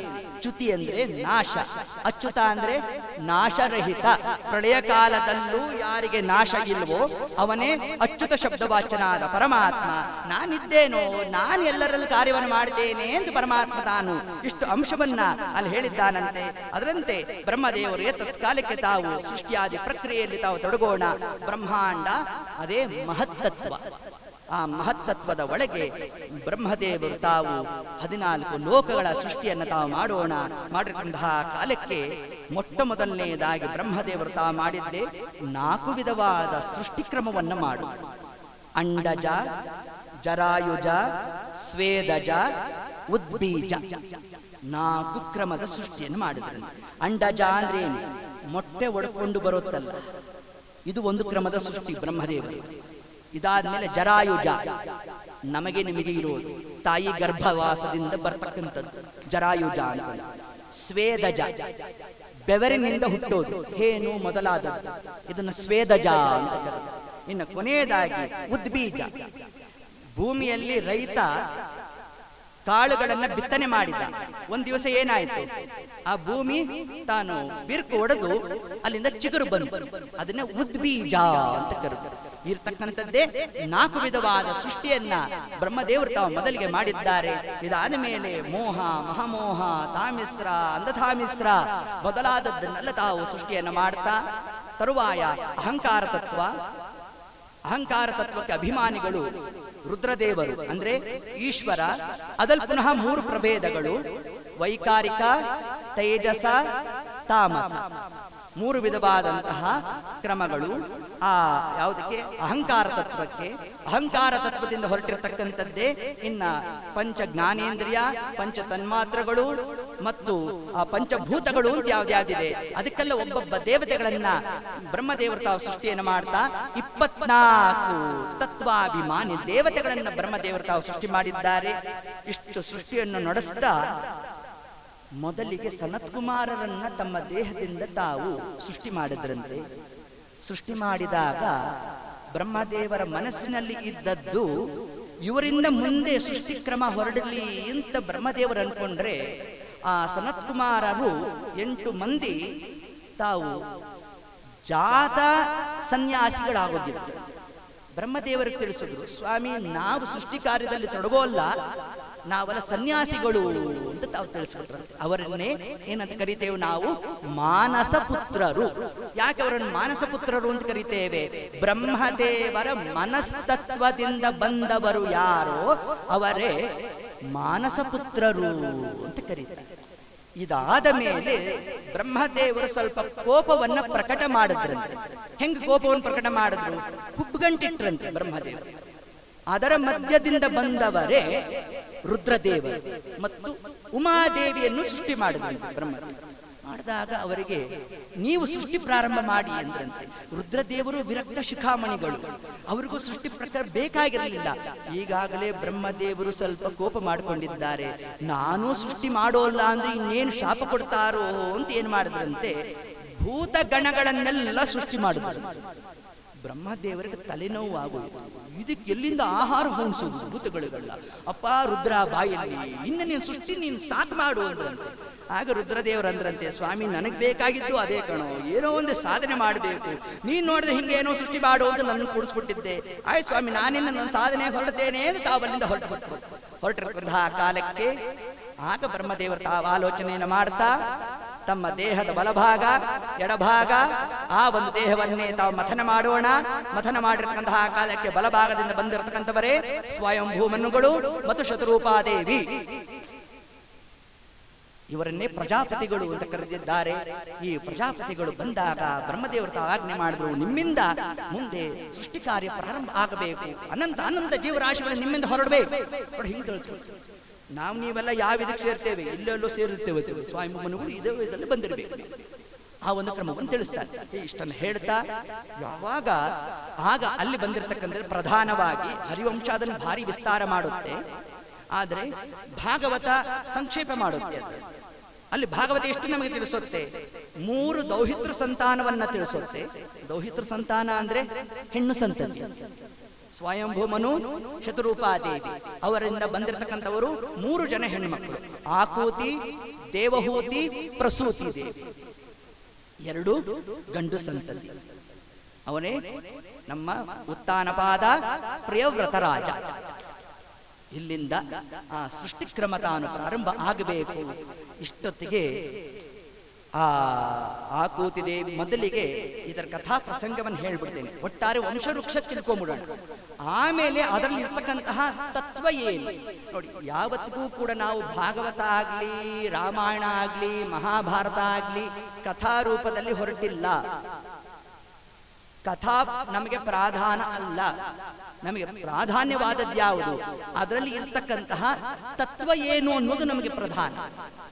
ಅದರಂತೆ ಇಲ್ಲಿ ಮೊಟ್ಟ ಮೊದಲನೆಯದಾಗಿ ಆಕೂತಿ ದೇವಿಯನ್ನ ರುಚಿ ಪ್ರಜಾಪತಿಗಳಿಗೆ ಕೊಟ್ಟು ಲಗ್ನವನ್ನ ಮಾಡಿದ್ರು. ಅಲ್ಲಿ ಲಗ್ನವನ್ನು ಮಾಡಿದಾಗ ಅಲ್ಲಿ ಬಂದಿರತಕ್ಕಂಥದ್ದು ಸಾಕ್ಷಾತ್ ಪರಮಾತ್ಮನ ರೂಪ, ಯಜ್ಞನಾಮಕನಾದ ಪರಮಾತ್ಮ. ಅದರ ಜೊತೆಗೆ ಲಕ್ಷ್ಮೀದೇವಿಯೂ ಕೂಡ ದಕ್ಷಿಣಾದೇವಿಯಾಗಿ ತಾನು ಬಂದ. ಆಕೂತಿ ದೇವಿ, ರುಚಿ ಪ್ರಜಾಪತಿಗಳು, ಅವರಲ್ಲಿ ಬಂದಿರತಕ್ಕಂತಹ ಸಂತತಿಯೇ ಯಜ್ಞನಾಮಕನಾದ ಪರಮಾತ್ಮ, ಸಾಕ್ಷಾತ್ ಭಗವದ್ ರೂಪ. ಇನ್ನು ಲಕ್ಷ್ಮೀದೇವಿಯೂ ಕೂಡ ದಕ್ಷಿಣಾದೇವಿಯಾಗಿ ಬಂದಾಗ ಈ ಯಜ್ಞನಾಮಕನಾದ ಪರಮಾತ್ಮನನ್ನ ಸ್ವಯಂಭೂ ಮನುಗಳು ತಾವು ದತ್ತು ಸ್ವೀಕಾರ ಮಾಡಿದ್ರು. ದತ್ತು ಸ್ವೀಕಾರವನ್ನು ಮಾಡಿ ಆ ಯಜ್ಞನಾಮಕನಾದ ಪರಮಾತ್ಮ ಮತ್ತು ದಕ್ಷಿಣಾದೇವಿಗೆ ಲಗ್ನವನ್ನು ಮಾಡಿದ್ರು. ಲಗ್ನ ಮಾಡಿದಾಗ ಅಲ್ಲಿ 13 ಮಂದಿ ಪುನಃ ಅಲ್ಲಿಂದ ಪರಮಾತ್ಮ ಮತ್ತು ಲಕ್ಷ್ಮೀದೇವಿಯಿಂದ ಜಾತರಾದವರು 13 ಮಂದಿ ಅಂತ ನಮಗೆ ತಿಳಿಸ್ತಾರೆ. ಅದಲ್ಲಿ ತೋಷ, ಪ್ರತೋಷ, ಸಂತೋಷ ಅಂತ ಹೀಗೆ ಒಂದು ದೊಡ್ಡ ಪಟ್ಟಿಯನ್ನು ಕೊಡ್ತಾ 13ನೇ ಮಗನೇ ರೋಚನ ನಾಮಕ ಮುಖ್ಯ ಪ್ರಾಣ ದೇವರು, ರೋಚನ ನಾಮಕನಾದ ವಾಯುದೇವರು ತಾವಲ್ಲಿ ಜಾತರಾಗ್ತಾರೆ. ಇದು ಒಂದು ಸೃಷ್ಟಿಯಲ್ಲಿ ಬಂದಿರತಕ್ಕಂಥ ದೌಹಿತೃ ಸಂತಾನ. ಇದರಲ್ಲಿ ಯಜ್ಞನಾಮಕನಾದ ಪರಮಾತ್ಮನ ವೈಶಿಷ್ಟ್ಯ ಏನು ಅಂತಂದ್ರೆ, ಮೊಟ್ಟ ಮೊದಲನೇ ಬಾರಿಗೆ ಇಂದ್ರ ಪದವಿಯಲ್ಲಿ ಕೂತಿದ್ದೇ ಯಜ್ಞನಾಮಕನಾದ ಪರಮಾತ್ಮ.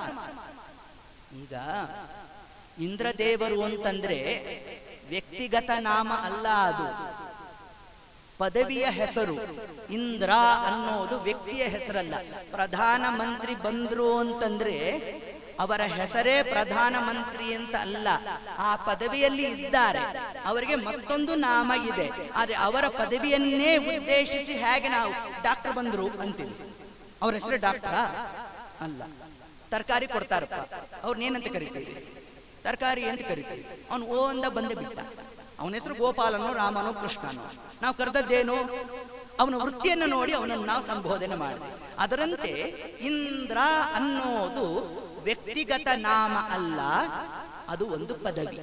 ಆ ಪದವಿಯಲ್ಲಿ ಮೊಟ್ಟ ಮೊದಲನೇ ಬಾರಿಗೆ ಸಾಕ್ಷಾತ್ ಪರಮಾತ್ಮ ತಾನು ಕೂತಂತೆ. ತಾನು ಕೂತು ಹೇಗೆ ಲೋಕ ರಕ್ಷಣೆ ಮಾಡಬೇಕು ಅಂತ ಪರಮಾತ್ಮ ಜಗತ್ತಿಗೆ ಪಾಠವನ್ನು ಹೇಳಿದ. ತಾನು ತನ್ನ ನಂತರದಲ್ಲಿ ಯಾರಿಗೆ ಅಲ್ಲ ಆ ಒಂದು ಪದವಿಯನ್ನು ಕೊಟ್ಟ ಅಂತಂದ್ರೆ, ತನ್ನ 13ನೇ ಮಗನಾದ ರೋಚನ ನಾಮಕನಾದ ವಾಯುದೇವರನ್ನ ಆ ಪದವಿಯಲ್ಲಿ ಕೂಡಿಸಿದ ಪರಮಾತ್ಮ. ಈಗ ಪ್ರಸ್ತುತ ಇಂದ್ರ ಪದವಿಯಲ್ಲಿ ಕೂತಿರೋರು ಯಾರು? ಪುರಂದರ ಎಂಬ ದೇವತೆ ಈಗ ಇಂದ್ರ ಪದವಿಯಲ್ಲಿ ಕೂತಿರೋದು. ಮುಂದಿನ ಮನ್ವಂತರದಲ್ಲಿ ನೋಡಿ, ಒಂದೊಂದು ಮನ್ವಂತರಕ್ಕೆ ಒಬ್ಬೊಬ್ಬ ದೇವತೆ ಬರ್ತಿರ್ಬೇಕು, ಅವರು ಅಲ್ಲಿಂದ ಹೊರಡ್ತಾ ಇರಬೇಕು. ಅದರಿಂದ ಮುಂದಿನ ಮನ್ವಂತರದಲ್ಲಿ ಯಾರು ಆ ಪದವಿಯಲ್ಲಿ ಕೂತ್ಕೊಂತಾರೆ ಅಂತಂದ್ರೆ, ದೀಪಾವಳಿ ಹಬ್ಬದ ಮಾರನೇ ದಿವಸ ಯಾವ ಹಬ್ಬ ಆಚರಣೆ ಮಾಡುವುದು ನಾವು? ಬಲಿ ಪಾಡ್ಯಮಿ. ಯಾಕೆ ಅದರ ಆಚರಣೆ ಬಂತು? ಬಲಿ ಚಕ್ರವರ್ತಿ ಮುಂದೆ ಇಂದ್ರ ಪದವಿಯಲ್ಲಿ ಕೂತ್ಕೊಂತಾನೆ. ಮುಂದೆ ರಾಜನಾಗ್ತಕ್ಕಂಥವನು ತಾನು ಪಾತಾಳ ಲೋಕದಲ್ಲಿ ಇದ್ದು ರಸಾತಳ ಲೋಕಾದಿಗಳಲ್ಲಿ ತಾನಿದ್ದು ಒಂದು ದಿವಸ ಮಾತ್ರ ದೇವರು ಅವನಿಗೆ ಅವಕಾಶ ಕೊಟ್ಟನಂತೆ. ನೀನು ಮುಂದೆ ರಾಜ್ಯಭಾರ ಮಾಡ್ತೀಯಲ್ಲಪ್ಪ, ಮಾಡೋ. ಆ ಒಂದು ರಾಜ್ಯ ಹೇಗಿದೆ ಅದನ್ನೆಲ್ಲ ಒಂದ್ಸತಿ ವೀಕ್ಷಣೆ ಮಾಡ್ಕೊಂಡು ಬಾ ಅಂತ ದೇವರು ಕಳಿಸಿದ್ದಾನಂತೆ. ಆದ್ರೆ ಮುಂದೆ ರಾಜನಾಗ್ತಕ್ಕಂಥವನು ಬಂದಿದ್ದಾನೆ ಅಂತ ನಾವು ಮನೆಯಲ್ಲಿ ಸಿಹಿ ಊಟ ಮಾಡುವುದು, ಅದಕ್ಕಾಗಿ ಪಟಾಕಿ ಹೊಡೆಯೋದು, ಅದಕ್ಕಾಗಿ ಮನೆ ಮುಂದೆ ದೀಪ ಹಚ್ಚಿಡೋದು. ಯಾಕೆಂದ್ರೆ ಮುಂದೆ ರಾಜನಾಗ್ತಕ್ಕಂಥವನು ಬಂದಿದ್ದಾನೆ. ಅದಕ್ಕೆ ನಮ್ಮಲ್ಲಿ ಬಲೀಂದ್ರ ಕೋಟೆ ಅಂತ ಹಾಕ್ತೇವೆ. ಆ ದಿವಸ ಎಷ್ಟು ಮಂದಿಯಲ್ಲಿ ಆ ಸಂಪ್ರದಾಯ ಇದೆಯೋ ಗೊತ್ತಿಲ್ಲ ನಮಗೆ. ಸಗಣಿಯನ್ನ ತಗೊಂಡು ನಾವು ಬಲೀಂದ್ರ ಕೋಟೆ ಅಂತ ಹಾಕ್ತೇವೆ ನಮ್ಮಲ್ಲಿ. ಆ ಬಲೀಂದ್ರ ಕೋಟೆಯನ್ನ ಆತ ತಾನು ವೀಕ್ಷಣೆ ಮಾಡಿಕೊಂಡು ಹೋಗ್ತಾನಂತೆ. ಇದು ಭಾಗವತವೇ ನಮಗೆ ಉಲ್ಲೇಖ ಮಾಡಿರ್ತಕ್ಕಂಥದ್ದು. ಅಂದ್ರೆ ಏನನ್ನ ನಾನೇನು ಪ್ರತಿಪಾದನೆ ಮಾಡ್ಲಿಕ್ಕೆ ಬಂದೆ ಅಂತಂದ್ರೆ, ಆ ಇಂದ್ರ ಪದವಿ, ಇಂದ್ರ ದೇವರು ಅಂತಂದ್ರೆ ವ್ಯಕ್ತಿಗತವಾದ ನಾಮ ಅಲ್ಲ, ಅದು ಪದವಿತ್ವೇನ ಇರ್ತಕ್ಕಂತಹ ನಾಮ ಅಂತ ನಾವು ಅದನ್ನು ಚಿಂತನೆ ಮಾಡಬೇಕು. ಆ ಪದವಿಯಲ್ಲಿ ಮೊಟ್ಟ ಮೊದಲನೇ ಬಾರಿ ಕೂತವನೇ ಸಾಕ್ಷಾತ್ ನಾರಾಯಣ. ಅವನೇ ಆಕೂತಿ ಮತ್ತು ರುಚಿ ಪ್ರಜಾಪತಿಗಳಲ್ಲಿ ತಾನು ಯಜ್ಞನಾಮಕನಾಗಿ ಬಂದು ಸ್ಥಾನವನ್ನ ಅಲಂಕರಿಸಿದ್ದಾನೆ. ಇಂದ್ರ ಪದವಿಯಲ್ಲಿ ಭಾರೀ ಸಂಪತ್ತಂತೆ. ಯಾಕೆ ಸಂಪತ್ತು ಅಲ್ಲಿ? ಅವನ ಪತ್ನಿಯಾದ ಲಕ್ಷ್ಮೀದೇವಿ ದಕ್ಷಿಣಾ ರೂಪದಲ್ಲಿ ಕೂತಿದ್ದಾಳಂತೆ. ದಕ್ಷಿಣ ಅಂದ್ರೆ ಸಂಪತ್ತು ಅಂತ ಅರ್ಥ. ಸಂಪತ್ತಿನ ರೂಪದಲ್ಲಿ ಕೂತಿದ್ದಾಳಂತೆ. ಅದಕ್ಕೆ ಇಂದ್ರ ಪದವಿ ಅಂದ್ರೆ ಭಾರೀ ಸಂಪತ್ತಿನ ಪದವಿ ಅದು. ಯಾಕೆಂದ್ರೆ ಲಕ್ಷ್ಮೀದೇವಿ ತಾನಲ್ಲಿ ದಕ್ಷಿಣಾ ನಾಮಕಳಾಗಿ ಆಸೀನಳಾಗಿದ್ದಾಳಂತೆ. ಹೀಗೆ ಇದು ಒಂದು ಸಂತತಿಯ ಕ್ರಮ. ಆದರೆ ಮುಂದೆ ಪ್ರಸೂತಿ ದೇವಿ ಆಕೆಯನ್ನ ದಕ್ಷ ಪ್ರಜಾಪತಿಗಳಿಗೆ ಕೊಟ್ಟು ಲಗ್ನವನ್ನ ಮಾಡ್ತಾರೆ. ಅವರಿಗೆ 16 ಜನ ಹೆಣ್ಣು ಮಕ್ಕಳು ಅಲ್ಲಿ ಜಾತರ ಆಗ್ತಾರೆ. ಆ 16 ಮಂದಿಯಲ್ಲಿ 13 ಮಂದಿಯನ್ನ ಧರ್ಮ ಪ್ರಜಾಪತಿಗಳಿಗೆ ಕೊಟ್ಟು ಲಗ್ನವನ್ನ ಮಾಡ್ತಾರೆ. ಇನ್ನು ಉಳಿದದೆಷ್ಟು? 13ರಲ್ಲಿ ಇನ್ನು 3 ಉಳಿತು. ಆ 3 ಮಂದಿ ಯಾರ್ಯಾರು? ಸ್ವಾಹಾದೇವಿ, ಸ್ವಧಾದೇವಿ, ಸತೀದೇವಿ. ಸತೀದೇವಿಯನ್ನ ಯಾರಿಗೆ ಅಂದ್ರೆ ನೀವೆಲ್ಲ ತಕ್ಕಂತ ಹೇಳ್ತೀರಾ. ಸತೀದೇವಿಯನ್ನು ಯಾರು ಕೊಟ್ಟ ಲಗ್ನ ಮಾಡಿದ್ರು? ರುದ್ರದೇವರು ಕೊಟ್ಟ ಲಗ್ನ ಮಾಡಿದ್ರು. ಸ್ವಾಹಾದೇವಿಯನ್ನು ಯಾರು ಕೊಟ್ಟ ಲಗ್ನ ಮಾಡಿದ್ರು? ಅದಕ್ಕೆ ಸ್ವಾಹ ಶಬ್ದ ಬರೋದು ಯಾಕೆ? ಪತ್ನಿ ಹೆಸರು ಹೇಳ್ಬೇಕಿಲ್ಲ, ಅಗ್ನಿದೇವರು ಬರೋಲ್ಲ ಹಂಗೆ ಹೇಳಿದ್ರು ಅದನ್ನ. ಅದನ್ನ ಸ್ವಾಹಾದೇವಿ ಆಕೆಯನ್ನ ಅಗ್ನಿದೇವರು ಕೊಟ್ಟ ಲಗ್ನ ಮಾಡಿದ್ರು. ಸ್ವಧಾದೇವಿ ಪಿತೃಕಾರ್ಯಕ್ಕೆ ಸ್ವಧಾದೇವಿಯನ್ನ, ಪಿತೃದೇವತೆಗಳಿಗೆ ಸ್ವಧಾದೇವಿಯನ್ನು ಕೊಟ್ಟ ಲಗ್ನ ಮಾಡಿದರು. ಇಷ್ಟ ಆದರೆ ಇಲ್ಲಿ ಭಗವದ್ ರೂಪ ಹೇಗೆ ಬಂತು ಅಂತಂದ್ರೆ ಈ 13 ಮಂದಿ ಇದೇ ನೋಡಿ, ವಂಶವೃಕ್ಷ ಅಂತೆಲ್ಲ ಇರೋದು ನೋಡಿ, ಸಬ್ ರಿಜಿಸ್ಟರ್ ಆಫೀಸಲ್ಲಿ ನೀವು ಕೊಡ್ತೀರಲ್ಲ ವಂಶವೃಕ್ಷ ಅಂತ, ಅದೇ ತಲೆ ಕೆಟ್ಟೋಗುತ್ತೆ. ಇನ್ನು ಪರಮಾತ್ಮನ ವಂಶವೃಕ್ಷ ತಗೊಂಡ್ರೆ ಇನ್ನು ಹೇಗಿರಬೇಡ ನೋಡ್ರಿ. ನಾವು ಹೇಳ್ತೇವೆ ಬರೀ ಕಾಲ್ಭಾಗ, ಹರಿವಂಶ ತಗೊಂಡ್ಬಿಟ್ರೆ ಅದ್ರ ಒಬ್ಬೊಬ್ಬರಿಗೂ ಕೂಡ ಸಾವಿರ ಮಂದಿ ಪ್ರಜಾಪತಿಗಳು, ಅದರದ್ದು ಮತ್ತೊಂದು ಪ್ರಚೇತಸರು ಎಷ್ಟು ಮಂದಿ, ಅದೊಂದು 50,000 ಮಂದಿ ಅಂತ ಹೇಳ್ತಾರೆ ಲೆಕ್ಕ. ಅದಕ್ಕಂದ್ರು 50,000 ಮಂದಿ ಹೆಸರು ಹೇಳಿದ್ರೆ ಇಡೀ ಸೆಕ್ಷನ್ನು ಬರೀ ಅಟೆಂಡೆನ್ಸ್ ಕರೆಯೋದೇ ಆಗತ್ತಪ್ಪ, ಆದ್ರಿಂದ ಅದ್ಯಾವುದು ಬೇಡ, ಪ್ರಚೇತಸರು ಅಷ್ಟು ಹೇಳ್ಬಿಡ್ರಿ ಅಂತ ಅಂದ್ಬಿಟ್ರು. ಅಷ್ಟು ಮಂದಿಗೂ ಒಂದೇ ಹೆಸರು ಕೊಟ್ಬಿಟ್ರು. ನೋಡಿ, ವೇದವ್ಯಾಸ ದೇವ್ರಿಗೆಲ್ಲ ಗೊತ್ತಿತ್ತು ಪುರಾಣಿಕ ಏನ್ ಮಾಡ್ಬೇಕು, ಅಷ್ಟು ಹೆಸರು ಬಾಯ್ಪಾಟ್ ಮಾಡಿ ಕೂತಿರ್ಬೇಕು ಈ ಕಥೆ ನೋಡಿ. ಅದಕ್ಕೇನ್ ಮಾಡಿದ್ರಂತೆ, ಅಷ್ಟು ಮಂದಿಗೂ ಕೂಡ ಪ್ರಚೇತಸರು ಹಿಂಗೆ ಹೆಸರು ಕೊಟ್ರು. ಅದು ಹರಿವಂಶದಲ್ಲಿ ವಿಸ್ತಾರ ಮಾಡ್ತಾರೆ. ಇಲ್ಲಿ ಕೇವಲ ಸಂಕ್ಷಿಪ್ತ ಭಾಗ ಮಾತ್ರ ಭಾಗವತ ನಿರೂಪಣೆ ಮಾಡುತ್ತೆ. ಅಷ್ಟು ಮಾಡ್ತಾ ಆ 13 ಮಂದಿಯನ್ನ ಯಾರಿಗೆ ಕೊಟ್ಟು ಲಗ್ನ ಮಾಡಿದ್ರು? ಜಾಣ, ಧರ್ಮ ಪ್ರಜಾಪತಿಗಳಿಗೆ ಕೊಟ್ಟು ಲಗ್ನ ಮಾಡಿದ್ರು. ಅವರಲ್ಲಿ ಜಾತರಾದದ್ದೇ ಕ್ಷಮಿಸಿ, ಅದಲ್ಲಿ 13 ಮಂದಿಯಲ್ಲಿ ಒಬ್ಬ ಧರ್ಮ ಪ್ರಜಾಪತಿಗಳು ಕೊಟ್ಟು ಲಗ್ನವನ್ನು ಮಾಡಿದ್ರು. ಅವರ ಬಂದಿರತಕ್ಕಂಥವಳೆ ಒಬ್ಬಳು ಮೂರ್ತಿ ದೇವಿ ಅಂತ 13 ಮಂದಿಯಲ್ಲಿ. ಆ ಮೂರ್ತಿ ದೇವಿ ಮತ್ತು ಧರ್ಮ ಪ್ರಜಾಪತಿಗಳಲ್ಲಿ ಪರಮಾತ್ಮ ನಾರಾಯಣ ನಾಮಕನಾಗಿ ತಾನು ಬಂದ. ಇದು ಕಲಿಯುಗದ ಪ್ರತಿಪಾದ್ಯ ರೂಪ. ಅದಕ್ಕೆ ನಾವೆಲ್ಲ ಬದ್ರಿಗೆ ಹೋಗಬೇಕು ಅಂತ ಭಾರಿ ಅಪೇಕ್ಷೆ ಪಡ್ತೇವಲ್ಲ. ಜೀವಿತ ಕಾಲದಲ್ಲಿ ಒಂದಾವರ್ತಿಯಾದರೂ ಬದ್ರಿ ಯಾತ್ರೆಯನ್ನು ಮಾಡಬೇಕು ಅಂತ ಶಾಸ್ತ್ರ ಹೇಳುತ್ತೆ ನಮಗೆ. ಯಾಕೆ ಅಷ್ಟು ಮಹತ್ವ ಬಂತು ಬದ್ರಿ ಯಾತ್ರೆಗೆ ಅಂತಂದ್ರೆ, ಕಲಿಯುಗದ ಪ್ರತಿಪಾದ್ಯ ರೂಪವೇ ನರ ನಾರಾಯಣ ರೂಪ. ಈ ನರನಾರಾಯಣ ರೂಪ ಎಲ್ಲಿಂದ ಇದು ಹೊರಟಿದ್ದು ಅಂತಂದ್ರೆ, ಈ ನಮ್ಮ ಮೂರ್ತಿ ದೇವಿ ಮತ್ತು ಧರ್ಮ ಪ್ರಜಾಪತಿಗಳಲ್ಲಿ ಬಂದದ್ದು ಒಂದು ನಾರಾಯಣ ರೂಪ, ಮತ್ತೊಂದು ನರ ಅಂದ್ರೆ ಶೇಷದೇವರು. ಈ ಶೇಷದೇವರಲ್ಲಿ ಆಗ್ಲೇ ಹೇಳಿದ್ನಲ್ಲ, ಶೇಷದೇವರಲ್ಲಿ ದೇವರ ಒಂದು ಅಂಶ. ನಾರಾಯಣ ಸಾಕ್ಷಾತ್ ಪರಮಾತ್ಮನ ರೂಪ. ದೇವರ ಸಾಕ್ಷಾತ್ ರೂಪ ಅನ್ನೋದಕ್ಕೆ ಯಾವ ದೃಷ್ಟಾಂತ ಕೊಟ್ಟಿದ್ವು? ಸಕ್ಕರೆ ಅಚ್ಚು, ಸಕ್ಕರೆ ಪಾಕ, ಇದು ದೇವರ ಅವತಾರದಂತೆ. ಇನ್ನ ಅಂಶ ಆವೇಶ ಅಂತಂದ್ರೆ, ಮಾವನೆ ಹಣ್ಣಿನ ಜ್ಯೂಸ್ ಮಾಡಿದ್ರಿ, ಅದ ಸಕ್ಕರೆ ಕಡಿಮೆ ಇತ್ತು, ಸಕ್ಕರೆಯನ್ನ ಸ್ವಲ್ಪ ಸೇರಿಸಿದ್ರಿ. ಅದರಂತೆ ಶೇಷದೇವರು ಅವರಲ್ಲಿ ಪರಮಾತ್ಮ ತಾನು ಒಂದು ಅಂಶದಿಂದ ಬಂದು ಸೇರಿದ. ಇದೇ ಒಂದು ಅಂಶ ಆದರೆ ಒಂದು ಸಾಕ್ಷಾತ್ ಅವತಾರ. ಅದೇ ನರ ನಾರಾಯಣ ಅಂತ ತಿಳಿಸಿದ್ರು.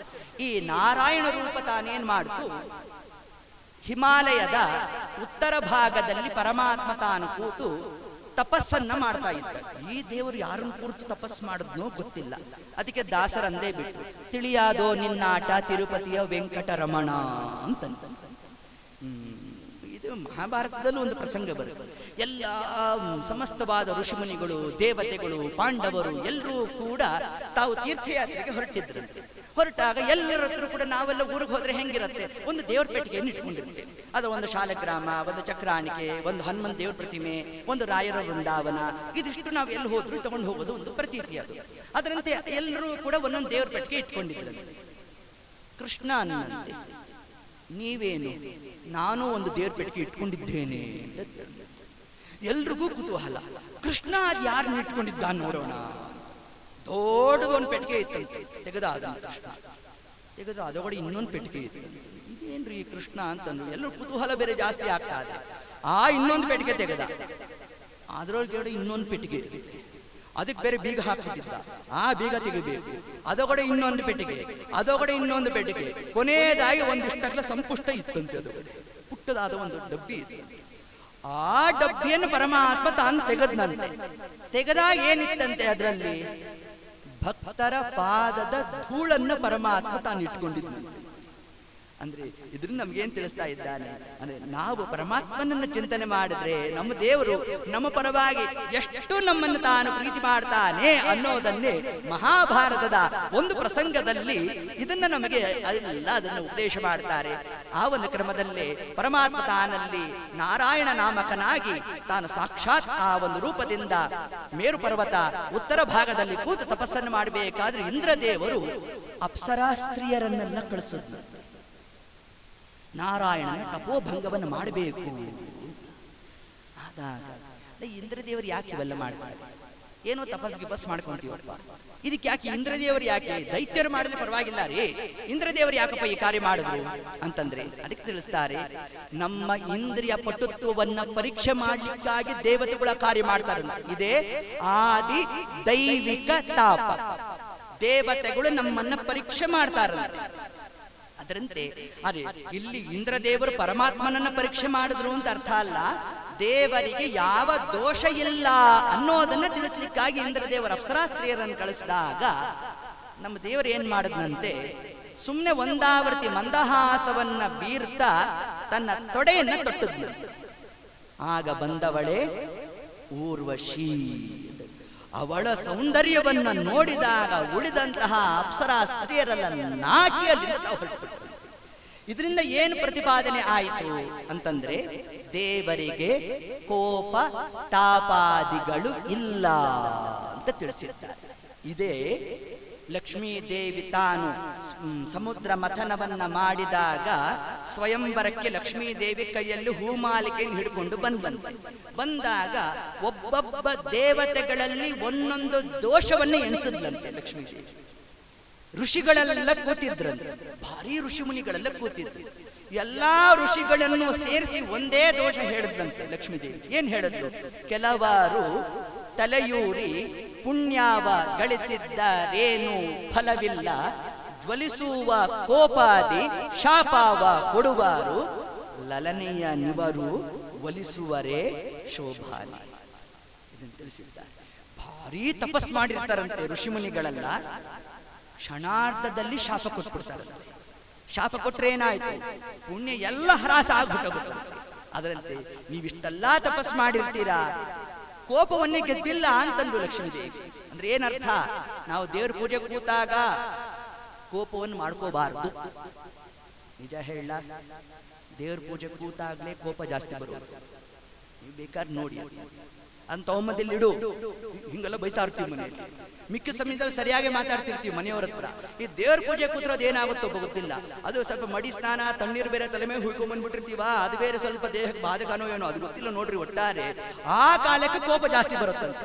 ಕೋಪ ಮಾಡ್ಕೊಂಡ್ವಿ ಅಂದ್ರೆ ದೇಹ ಮೈಲಿಗೆ ಆಯ್ತು ನೋಡಿ. ಮೈಲ್ಗೆ ದೇವ್ರ ಪೂಜೆ ಮಾಡ್ತೀವೋ, ಮಡಿಯನ್ನು ಲೇಬಲ್ಲು, ಮೈಲ್ಗೆ ದೇವ್ರ ಪೂಜೆ ಆದ್ರೂ ದೇವ್ರ ಸ್ವೀಕಾರ ಮಾಡ್ತಾನಂತೆ ನೋಡಿ. ಏನು ಕರುಣಾ ನಿಧಿಯೋ ಹರಿಯು, ಮತ್ತೇನು ಭಕ್ತಾದೀನನು, ಮತ್ತೇನು ಈತನ ಲೀಲೆ ಇಚ್ಛಾ ಮಾತ್ರದಿ ಪೊರೆವಾ ಅಂತ ನಮಗೆ ತಿಳಿಸ್ಕೊಟ್ಟಿದ್ದಾರೆ. ಹೀಗೆ ಹೇಳ್ತಾ ಅಂದ್ರೆ ಅದರಿಂದಾಗಿ ಏನನ್ನ ಪ್ರತಿಪಾದನೆ ಮಾಡಿದ್ರು ಅಂದ್ರೆ, ದೇವರಿಗೆ ದೋಷಾದಿಗಳು ಇಲ್ಲ ಅನ್ನೋ ಒಂದು ಅಂಶವನ್ನೇ ನಮಗೆ ನಿರೂಪಣೆಯನ್ನು ಮಾಡಿರ್ತಕ್ಕಂಥದ್ದು. ಇನ್ನು ಮುಂದೆ ಉಳಿದದ್ದು ಯಾರು? ದೇವಹೂತಿ, ಕರ್ದಮ. ದೇವಹೂತಿ ತಾನು 5 ವರ್ಷದ ಬಾಲಿಕೆ ಆದಾಗಲೇ ನಾನು ಲಗ್ನವನ್ನ ಮಾಡಿಕೊಂಡ್ರೆ ಕರ್ದಮರನ್ನೇ ಲಗ್ನ ಮಾಡ್ಕೊಂತೇನೆ ಅಂತ ಸಂಕಲ್ಪ ಮಾಡಿಬಿಟ್ಟಿದ್ದ. ಈ ಸಂಕಲ್ಪಕ್ಕೆ ಏನು ಕಾರಣ? ಒಂದಾವರ್ತಿ ನಾರದರು ದಕ್ಷ ಪ್ರಜಾಪತಿ ಸ್ವಯಂಭೂ ಮನುಗಳ ಬಳಿಗೆ ಬಂದು ಕರ್ದಮರ ತಪಸ್ಸಿನ ಮಹಿಮೆಯನ್ನ ವರ್ಣನೆ ಮಾಡ್ತಾ ಇದ್ರು. ಆ ವರ್ಣನೆ, ಆ ಒಂದು ಮಹಿಮೆ ವರ್ಣನೆಯನ್ನ ಆಡ್ತಾ ಇದ್ದಂತಹ ದೇವಹೂತಿ ಅವಳ ಕಿವಿಗೆ ಬಿತ್ತಂತೆ ವಿಷಯ. ಅಂತಹ ತಪಶ್ಚರ್ಯ ಮಾಡ್ತಕ್ಕಂಥವರನ್ನೇ ನಾನು ಲಗ್ನ ಮಾಡ್ಕೊಂತೇನೆ ಅಂತ ಮನಸಾ ಸಂಕಲ್ಪ ಮಾಡಿಬಿಟ್ಟು. ಎಂತಹ ಪತಿವ್ರತ ಹೆಣ್ಮಗಳು ಅಂತಂದ್ರೆ, ಇನ್ನೊಂದು ಗಂಡನ್ನು ನೋಡ್ಲಿಕ್ಕೆ ತಾನು ಹೊರಗಡೆನೆ ಬರಲಿಲ್ಲ. ಸ್ವಯಂಭೂ ಮನುಗಳು ಕೇಳಿದ್ರು, ಅಲ್ಲಮ್ಮ ಹಿಂಗ್ ಮಾಡಿದ್ ಹೆಂಗೆ? ಉಳಿದಂತ 2 ಹೆಣ್ಮಕ್ಳ ಲಗ್ನ ಆಗೇ ಹೋಯ್ತು, ಆಕೂತಿ ದೇವಿ ಮತ್ತು ಪ್ರಸೂತಿ ದೇವಿ. ಆದ್ರೆ ದೇವಹೂತಿ ನೀ ಯಾ ಹಿಂಗ್ ಮಾಡ್ತಿದ್ಯಮ್ಮ ಅಂತಂದ್ರೆ, ನಾನ್ ಲಗ್ನ ಅಂತ ಮಾಡ್ಕೊಂಡ್ರೆ ಕರ್ದಮರನ್ನೇ ನಾನು ಲಗ್ನ ಮಾಡ್ಕೊಂತೀನಿ. ಆದ್ರೆ ಕರ್ದಮರು ಅವರೊಂದು ಸಂಕಲ್ಪ ಮಾಡಿದ್ರಂತೆ, ಆ ಜನ್ಮ ಬ್ರಹ್ಮಚಾರಿಯಾಗಿ ಇದ್ದು ನಾನು ಸಾಧನೆ ಮಾಡ್ತೇನೆ ಅಂತ ಅವರ ಸಂಕಲ್ಪ. ಈಗ ಸ್ವಯಂಭೂ ಮನುಗಳಿಗೆ ಭಾರಿ ತಲೆ ಬಿಸಿಯಾಯಿತು. ಏನ್ ಮಾಡಬೇಕು? ಋಷಿಗಳು ಹಂಗಲ್ಲ ಸಂಕಲ್ಪ ಚ್ಯುತರಾಗೋಲ್ಲ ಅಂತ ಬ್ರಹ್ಮದೇವರನ್ನ ಪ್ರಾರ್ಥನೆ ಮಾಡಿದಾಗ, ಆಗ ಬ್ರಹ್ಮದೇವರು ಪರಮಾತ್ಮನನ್ನು ತಾವು ಸ್ತೋತ್ರ ಮಾಡಿದ್ರು. ಪರಮಾತ್ಮ ಕರ್ದಮರ ಮುಂದೆ ತಾನು ಬಂದಂತೆ. ಬಂದಾಗ, ನೋಡಪ್ಪ, ನೀನು ಕೇವಲ ಯತ್ಯಾಶ್ರಮದಲ್ಲಿ ಇದ್ದು ಸಾಧನೆ ಅಂತ ಶಾಸ್ತ್ರ ಎಲ್ಲೂ ನಿನಗೆ ಹೇಳಿಲ್ಲಪ್ಪ. ಸಾಧನೆ ಎಂಬುದು ಆ ಜೀವರಾಶಿಗಳಿಗೆ ಯಾವ ಯಾವ ಕ್ರಮದಲ್ಲಿ ಆಗಬೇಕೋ ಅದರಂತೆ ಆಗ್ತಕ್ಕಂಥದ್ದೇ ಸಾಧನೆ ಹೊರತಾಗಿ ನಾನು ಇನ್ನೊಂದು ವರ್ಣಾಶ್ರಮವನ್ನು ಅಪೇಕ್ಷೆ ಪಡ್ತೇನೆ ಅದು ದುರ್ಲಭ ಅಂತ ಪರಮಾತ್ಮ ಅಲ್ಲ, ಸಾಧ್ಯ ಅಲ್ಲ ಅದು. ಅದರಿಂದ ನೀನು ವಿವಾಹವನ್ನು ಮಾಡ್ಕೋಬೇಕು ಅಂತಂದ್ರೆ ಕರ್ದಮರ ಮುಖ ಇಷ್ಟ ಆಗೋಯ್ತಂತೆ.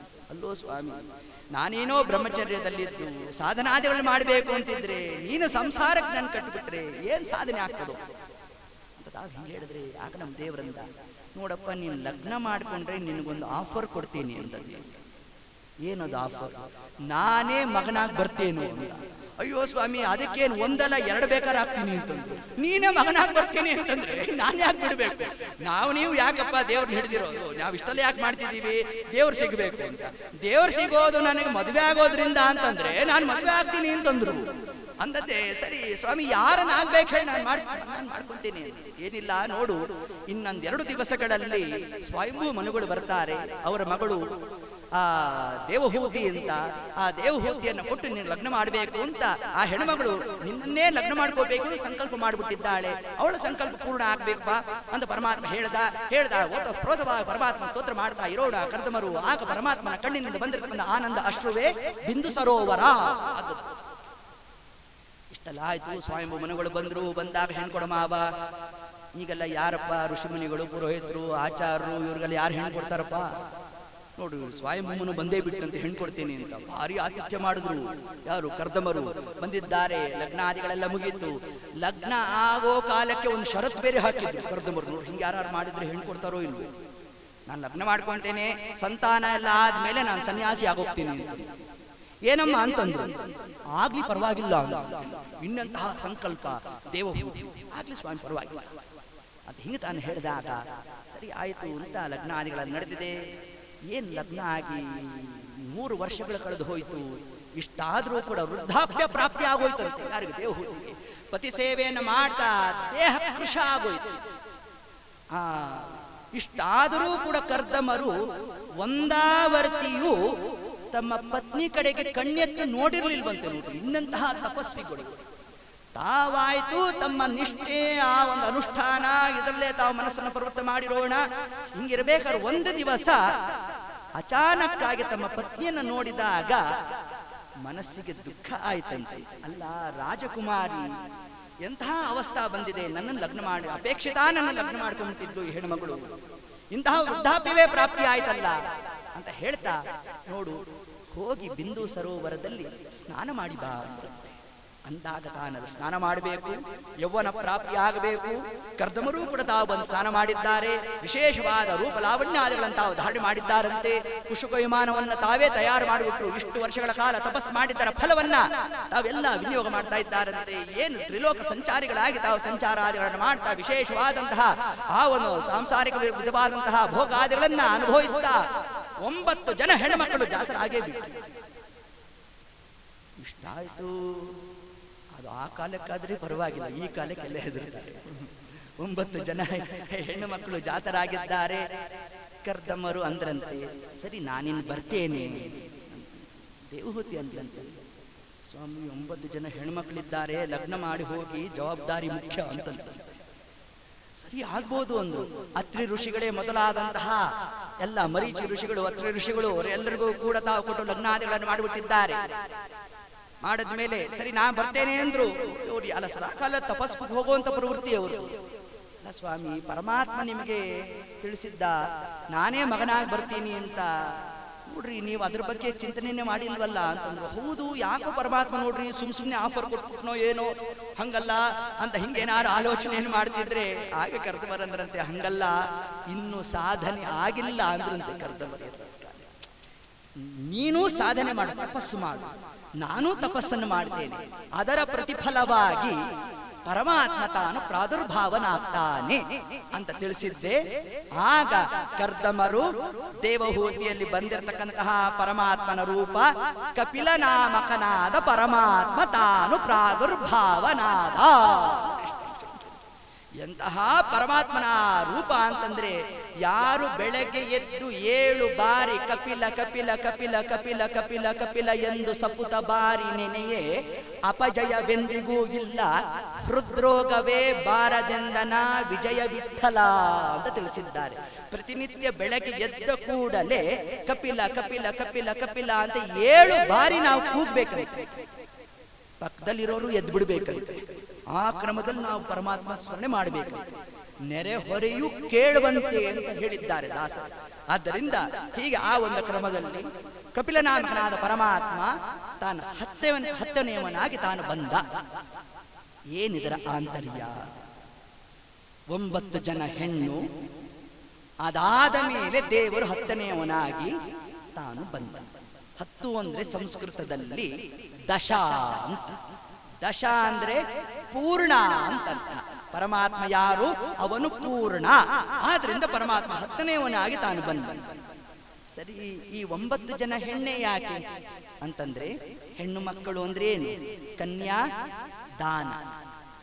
9 ನವವಿಧ ಭಕ್ತಿಗಳು. ಆ ನವವಿಧ ಭಕ್ತಿಯನ್ನೇ ನಾವು ದೇವರಿಗೆ ಪ್ರದಾನ ಮಾಡಬೇಕು.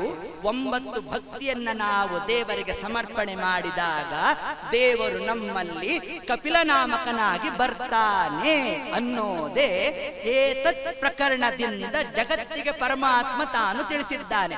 ನಾನು ನಿಮ್ಮಲ್ಲಿ ಬರಬೇಕಾದರೆ ನೀವು 9 ನನಗೆ ಸಮರ್ಪಣೆ ಮಾಡಿ, ದಾನ ಮಾಡಿ, ಕನ್ಯಾದಾನ ಮಾಡಿ. ಯಾವುದು 9 ಕನ್ಯೆಯರು ಯಾರು ನಮ್ಮಲ್ಲಿ? ಶ್ರವಣಂ, ಕೀರ್ತನಂ, ವಿಷ್ಣೋಃ ಸ್ಮರಣಂ, ಪಾದಸೇವನಂ, ಅರ್ಚನಂ, ವಂದನಂ, ದಾಸ್ಯಂ, ಸಖ್ಯಂ, ಆತ್ಮನಿವೇದನಂ. ಆತ್ಮನಿವೇದನ ಅಂದ್ರೇನು? ನಮ್ಮನ್ನೇ ನಾವು ದೇವರಿಗೆ ಅರ್ಪಣೆ ಮಾಡುವುದು. ಹೆಣ್ಣು ಮಗಳನ್ನು ಕೂಡ ಏನ್ ಮಾಡ್ತೇವೆ? ಒಬ್ಬ ಶ್ರೇಷ್ಠನಾದ ಹುಡುಗನನ್ನ ಕರ್ಕೊಂಡ್ಬಂದು ಆ ಹುಡುಗನ ಕೈಗೆ ನಮ್ಮ ಹುಡುಗಿಯನ್ನು ನಾವು ಹೇಗೆ ಅರ್ಪಣೆ ಕಳಿಸ್ಕೊಡ್ತೇವೋ ಅದರಂತೆ ವರ ಅಂದ್ರೆ ಯಾರು? ಶ್ರೇಷ್ಠ ಪರಮಾತ್ಮನೇ ವರ. ನಮೋ ವರವರಾಯತೆ. ದೇವರಿಗೆ ನಾವು ಏನನ್ನ ಕೊಡ್ಬೇಕಂತೆ? 9 ನಾವು ಕೊಡ್ಬೇಕಂತೆ. ಅದೇ ನವವಿಧ ಭಕ್ತಿ. ಆ ಭಕ್ತಿಯನ್ನ ದೇವರಲ್ಲಿ ನಾವು ಸಮರ್ಪಣೆ ಮಾಡಿದ್ದೇವ, ಆಗ ದಶ ಪೂರ್ಣನಾದ ಪರಮಾತ್ಮ ತಾನು ಕಪಿಲನಾಮಕನಾಗಿ ಬರ್ತಾನೆ. ಏನು ಕಪಿಲ ಶಬ್ದಾರ್ಥ ಏನು ಹೇಳುತ್ತೆ ನಮಗೆ ಅಂತಂದ್ರೆ, ಕಪಿ ಕೂಡಿಸು ಲ ಶಬ್ದವನ್ನ ಒಡಿಬೇಕು. ಒಡೆದಾಗ ವಿಶಿಷ್ಟವಾದ ಅರ್ಥ ಬರುತ್ತೆ. ಏನು ಕಪಿ ಅಂದ್ರೆ? ಕೋತಿಯನ್ನ ನಾವು ಕಪಿ ಅಂತೇವೆ. ಯಾಕೆ ಕೋತಿಗಳನ್ನ ನಾವು ಕಪಿ ಅಂತೇವೆ ಅಂತಂದ್ರೆ, ಸಂಸ್ಕೃತ ಇದಕ್ಕೆ ಒಂದು ನಿರ್ವಚನವನ್ನು ಮಾಡುತ್ತೆ. ಕಪಿ ಸಂಚಲನೆ. ಕೋತಿಗಳು ಒಂದು ಕಡೆಯಲ್ಲಿ ತಾನು ಕೂತ್ಕೊಳ್ಳಲ್ಲ, ಕೂತಿದ್ರು ಸುಮ್ಮನೆ ಕೂತಿರೋಲ್ಲ, ಏನೋ ಅಂಗಚೇಷ್ಟೆ ಮಾಡ್ತಲೇ ಇರುತ್ತಂತೆ. ಸಂಚಲನೆ, ಅದರ ದೇಹದಲ್ಲಿ ಸಂಚಾರ ಆಗ್ತಲೇ ಇರುತ್ತಂತೆ. ಅದಕ್ಕೆ ಅದನ್ನೇನಂತ ಕರೆದ್ರು? ಕಪಿ ಅಂತ ಕರೆದ್ರು. ನಾವು ಕೂಡ ದೇವರ ವಿಷಯದಲ್ಲಿ ಸ್ವಲ್ಪ ಆದರೂ ಸಂಚಾರ ಆಗ್ಬೇಕಲ್ಲ. ದೇವರ ವಿಷಯಕವಾಗಿ ನಮ್ಮ ಮನಸ್ಸು ಕೂಡ ಸ್ವಲ್ಪ ಸಂಚಲನೆ ಆಗಬೇಕಾದರೆ ದೇವರನ್ನ ಏನಂತ ನಾವು ಸ್ತೋತ್ರ ಮಾಡಬೇಕು? ಕಪಿಲ. ಲಾ ಅಂದ್ರೆ ಲಾದಾನೆ, ಕೊಡ್ತಕ್ಕಂಥವ. ಯಾವುದನ್ನ? ಅವನ ವಿಷಯಕವಾಗಿ ನಮ್ಮ ಮನಸ್ಸು ಸಂಚಾರ ಆಗುವಂತೆ ಯಾರು ಮಾಡ್ತಾನೋ ಅವನೇ ಕಪಿಲನಾಮಕನಾದ ಪರಮಾತ್ಮ ಅಂತ ನಮಗೆ ತಿಳಿಸ್ಕೊಡು. ಇನ್ನೂ ಒಂದು ಕ್ರಮದಲ್ಲಿ ಶಬ್ದವನ್ನ ಅರ್ಥ ಮಾಡಲಿಕ್ಕೆ ಉಂಟು. ಏಕಾರ್ಥಕೋಶ ಅಂತ ಇದೆ. ಒಂದೊಂದು ಅಕ್ಷರಕ್ಕೂ ಒಂದೊಂದು ಅರ್ಥವನ್ನು ಕೊಟ್ಟಿದ್ದಾರೆ. ಕಪಿಲ ಶಬ್ದವಂತ ಉಂಡ್ರೆ, ಕ ಅಂದ್ರೆ ಯಾರು? ಕ ಇತಿ ಬ್ರಹ್ಮ. ಕ ಅಂದ್ರೆ ಬ್ರಹ್ಮದೇವರು. ಪಿ ಅಂದ್ರೆ ರುದ್ರದೇವರು. ಹೆಂಗೆ? ಏನ್ ಪಿ ಅಂದ್ರೆ ರುದ್ರದೇವರು? ಸುಮ್ಮನೆ ಹೇಳ್ಕೊಂಡು ಹೋಗೋದಾ? ಹಂಗಲ್ಲ. ಪಿನಾಕ ಧನಸ್ಸನ್ನ ಯಾರು ಧಾರಣೆ ಮಾಡಿದ್ದಾನೋ ಅವನೇ ಪಿನಾಕಿ. ಅಲ್ಲಿ ಮೊದಲನೇ ಶಬ್ದ ಯಾವ್ದು ಬಂತು? ಪಿ ಬಂತು. ಕ ಅಂದ್ರೆ ಬ್ರಹ್ಮದೇವರು, ಪಿ ಅಂದ್ರೆ ಯಾರಾದ್ರೂ? ರುದ್ರದೇವರು. ಲಾ ಅಂದ್ರೆ ಲಾಲಯತಿ, ಅವರನ್ನೂ ರಕ್ಷಣೆ ಮಾಡೋನು ಯಾರೋ ಅವನೇ ಕಪಿಲನಾಮಕನಾದ ಪರಮಾತ್ಮ. ನೋಡಿ, ಹಿಂಗೆ ಈ ಒಂದು ಅರ್ಥವನ್ನೇ ನಮಗೆ ತಿಳಿಸಿರತಕ್ಕಂಥದ್ದು. ಮುಂದೆ ಬರ್ತಕ್ಕಂಥದ್ದೇ ಬಹಳ ಅದ್ಭುತವಾದ ಒಂದು ಘಟ್ಟ ನಮಗೆ. ಅದೇ ಕಪಿಲೋಪಾಖ್ಯಾನ. ದೇವಹೂತಿ ಮತ್ತು ಕರ್ದಮರು ಯಾವಾಗ ಪರಮಾತ್ಮ ತಾನು ಅವತಾರ ಮಾಡಿದ ಓತಪ್ರೋತವಾಗಿದ್ದ ಸ್ತೋತ್ರಾದಿಗಳನ್ನು ಮಾಡಿದ್ದಾರಂತೆ. ಸ್ತೋತ್ರಾದಿಗಳೆಲ್ಲ ನಡೆದಾಗ ಕರ್ದಮರು ಪರಮಾತ್ಮನ ಬಳಿಗೆ ಹೋಗಿ ತನ್ನ ಮಗ ಕಪಿಲನಾಮಕನಾದ ಪರಮಾತ್ಮ, ಸ್ವಾಮಿ, ನನ್ನ ಸಾಧನೆಯಲ್ಲಿ ನಾನು ತೊಡಗ್ತೇನೆ. ಇಷ್ಟು ಕಾಲ ನಿನ್ನ ಅನುಜ್ಞೆಯಂತೆ ನಾನು ಸಂಸಾರದ ಈ ಒಂದು ಕ್ರಮದಲ್ಲಿ ಇದ್ದು ಸಾಧನಾದಿಗಳನ್ನು ನಡೆಸಿದ್ದೇನೆ. ಇನ್ನು ಮುಂದೆ ಕೇವಲ ಧ್ಯಾನಾಸಕ್ತನಾಗಿ ಇರಬೇಕು ಅಂತ ಅಪೇಕ್ಷೆ ಮಾಡಿದ್ದೇನೆ ಸ್ವಾಮಿ, ಉದ್ಧಾರ ಮಾಡು ಅಂತ ತಾವು ಪ್ರಾರ್ಥನೆ ಮಾಡೋಣ.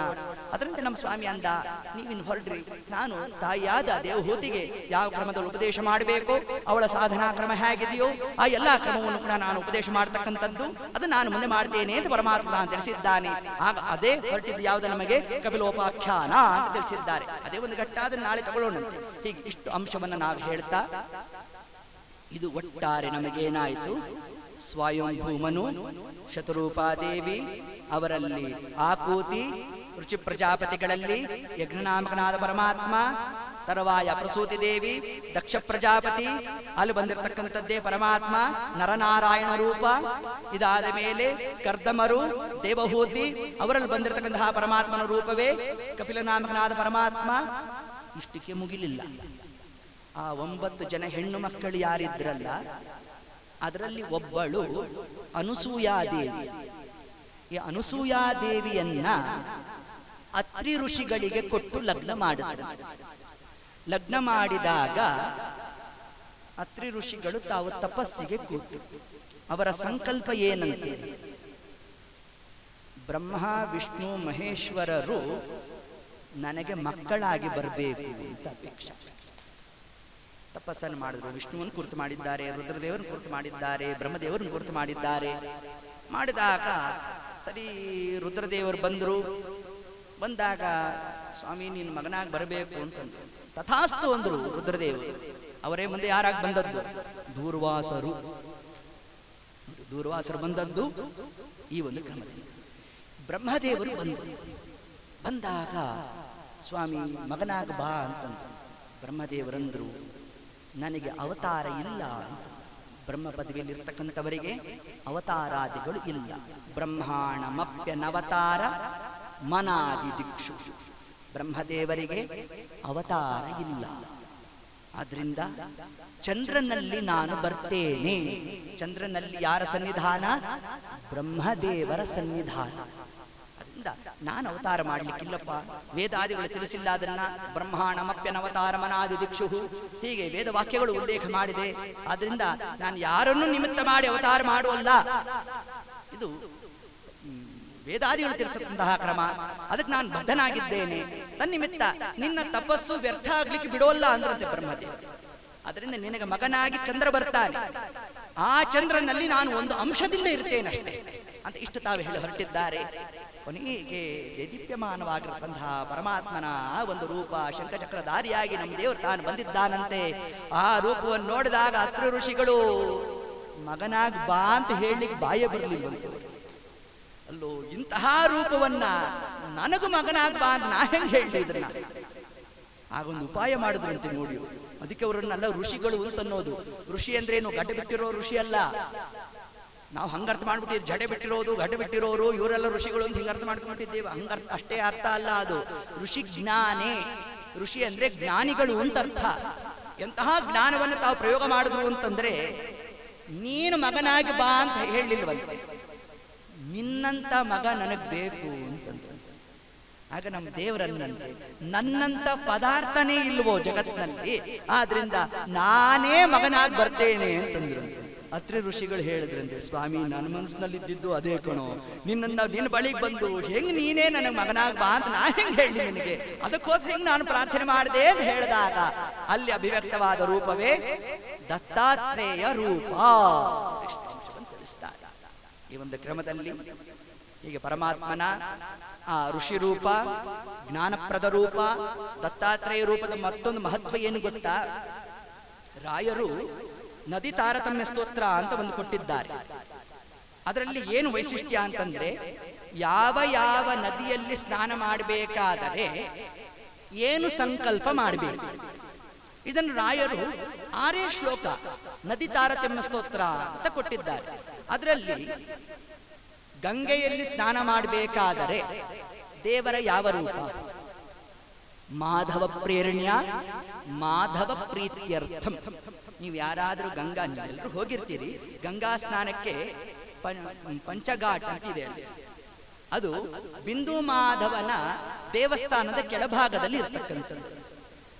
ತನ್ನಿಮಿತ್ತ ಇಡೀ ಆ ಗಂಗೆಯಲ್ಲಿ ಇರ್ತಕ್ಕಂತಹ ಭಗವದ್ ರೂಪ ಯಾವುದು ಅಂದ್ರೆ ಮಾಧವ ಪ್ರೇರಣ್ಯ ಮಾಧವ ಪ್ರೀತ್ಯರ್ಥಂ ಅಂತ ಹೇಳಿ ನಾವು ಸಂಕಲ್ಪ ಮಾಡಿ ಸ್ನಾನ ಮಾಡಬೇಕು.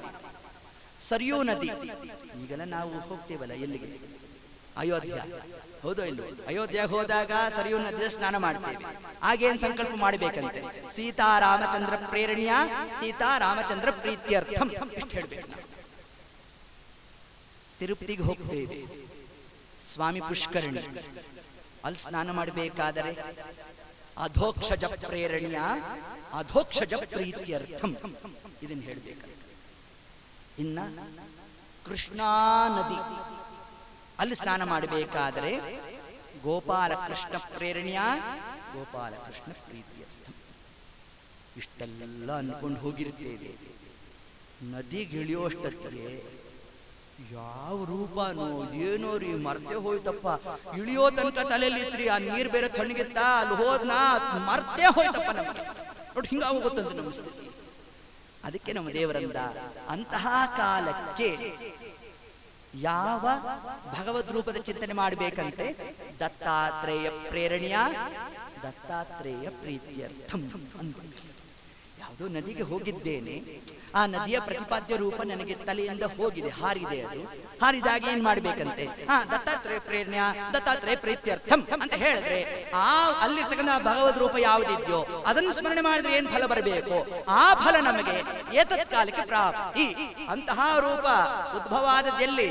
ಇದೇ ನಮ್ಮ ಅತ್ರಿ ಋಷಿಗಳು ಅನಸೂಯಾದೇವಿಯಲ್ಲಿ ಪರಮಾತ್ಮ ತಾನು ದತ್ತಾತ್ರೇಯನಾಗಿ ಇದು ಜ್ಞಾನಪ್ರದ ರೂಪ, ಋಷಿ ರೂಪ, ಯತಿರೂಪ, ಇದು ಸಾಮಾನ್ಯ ಅಲ್ಲ. ಇದು ಅದರಿಂದ ಇದು ಹೆಚ್ಚು ಉಪಾಸನೆಯೇ ಕ್ಲಿಷ್ಟ. ಇದು ಈ ರೂಪಾದಿಗಳಿಗಲ್ಲ, ದತ್ತಾತ್ರೇಯ ರೂಪಾದಿಗಳು ಅತ್ಯಂತ ಕ್ಲಿಷ್ಟ. ಇದು ಸಾಧನಾದಿಗಳಿಗೆ ಎಲ್ಲ ರೂಪವೂ ಏಕಪ್ರಕಾರವಾದ ಕ್ರಮ ಅಲ್ಲ, ಎಲ್ಲವೂ ಪರಮಾತ್ಮಂದೇ ರೂಪ. ಆದರೂ ಪಂಡ್ರಾಪುರಕ್ಕೆ ಹೋದಾಗ ತಣ್ಣಗೆ ನಿಂತ್ಬಿಟ್ಟ ನಮ್ಮ ದೇವರು, ಯಾರು ಬೇಕಾದ್ರೂ ಬಂದು ಪಾದ ಮುಟ್ರಿ ಅಂತ. ಅದೇ ರೂಪ ನೀವು ತಿರುಪತಿಗೆ ಹೋಗಿ ನೋಡ್ರಿ, ನಿಂತ್ಕೊಳ್ಳಕ್ಕೆ ಬಿಡೋಲ್ಲ, ಎಳೆದು ಹೊರಗಡೆಗೆ ಎಷ್ಟೇ ಬಿಟ್ಟು ನೋಡ್ರಿ. ಹಿಂಗೆ ಪರಮಾತ್ಮ ಒಂದೊಂದು ರೂಪದಲ್ಲಿ ಒಂದೊಂದು ಕ್ರಮ ತೋರಿಸ್ತಾ ಇರ್ತಾನೆ. ಅದರಂತೆ ದತ್ತಾತ್ರೇಯ ರೂಪ, ವೇದವ್ಯಾಸ ರೂಪ, ಹಯಗ್ರೀವ ರೂಪ ಇವೆಲ್ಲ ಅತ್ಯಂತ ಮಡಿವಂತಿಕೆ ರೂಪಗಳು ಅಂತ ತಿಳಿಸಿದ್ದಾರೆ. ಭಾರಿ ಅನುಷ್ಠಾನ ಬೇಕು ಇದ್ದವರು ಮಾತ್ರ ಆ ರೂಪಾದಿಗಳನ್ನ. ಇನ್ನು ಕೆಲವೊಂದು ರೂಪಗಳಂತೂ ಯತಿಗಳು ಮಾತ್ರ ಉಪಾಸನೆ ಮಾಡ್ತಕ್ಕಂತಹ ರೂಪಗಳು ಅಂತಿದೆ. ಯಾರಿಗೆ ಪ್ರಣವ ಮಂತ್ರಾದಿ ಉಪದೇಶಾದಿಗಳು ನಡೆದಿರ್ತದೋ ಅಂತವರು ಆ ಭಗವದ್ ರೂಪಾದಿಗಳನ್ನು ಉಪಾಸನೆ ಮಾಡಬೇಕು ಅಂತ ಭಾಗವತ ತಾನು ನಿರ್ಣಯವನ್ನು ಕೊಡುತ್ತೆ. ಹೀಗೆ ಆ ಒಂದು ಕ್ರಮದಲ್ಲಿ ಪರಮಾತ್ಮನ ಆ ಒಂದೊಂದು ಯಾವ ರೂಪವನ್ನ ನಮಗೆ ಯಾವುದು ಇಷ್ಟ ರೂಪವೋ ರಾಮಕೃಷ್ಣ ಈ ರೂಪಾದಿಗಳೇ ನಮಗೆ ಅತಿ ಹತ್ತಿರವಾದಂತಹ ರೂಪಗಳು. ಇದನ್ನು ಉಪಾಸನೆ ಮಾಡಿದಾಗಲೂ ಕೂಡ ನಮಗೆ ಫಲಾದಿಗಳು ಪ್ರಾಪ್ತಿ ಅಂತ ಶಾಸ್ತ್ರಕಾರ ತಿಳಿಸಿದ್ದಾರೆ.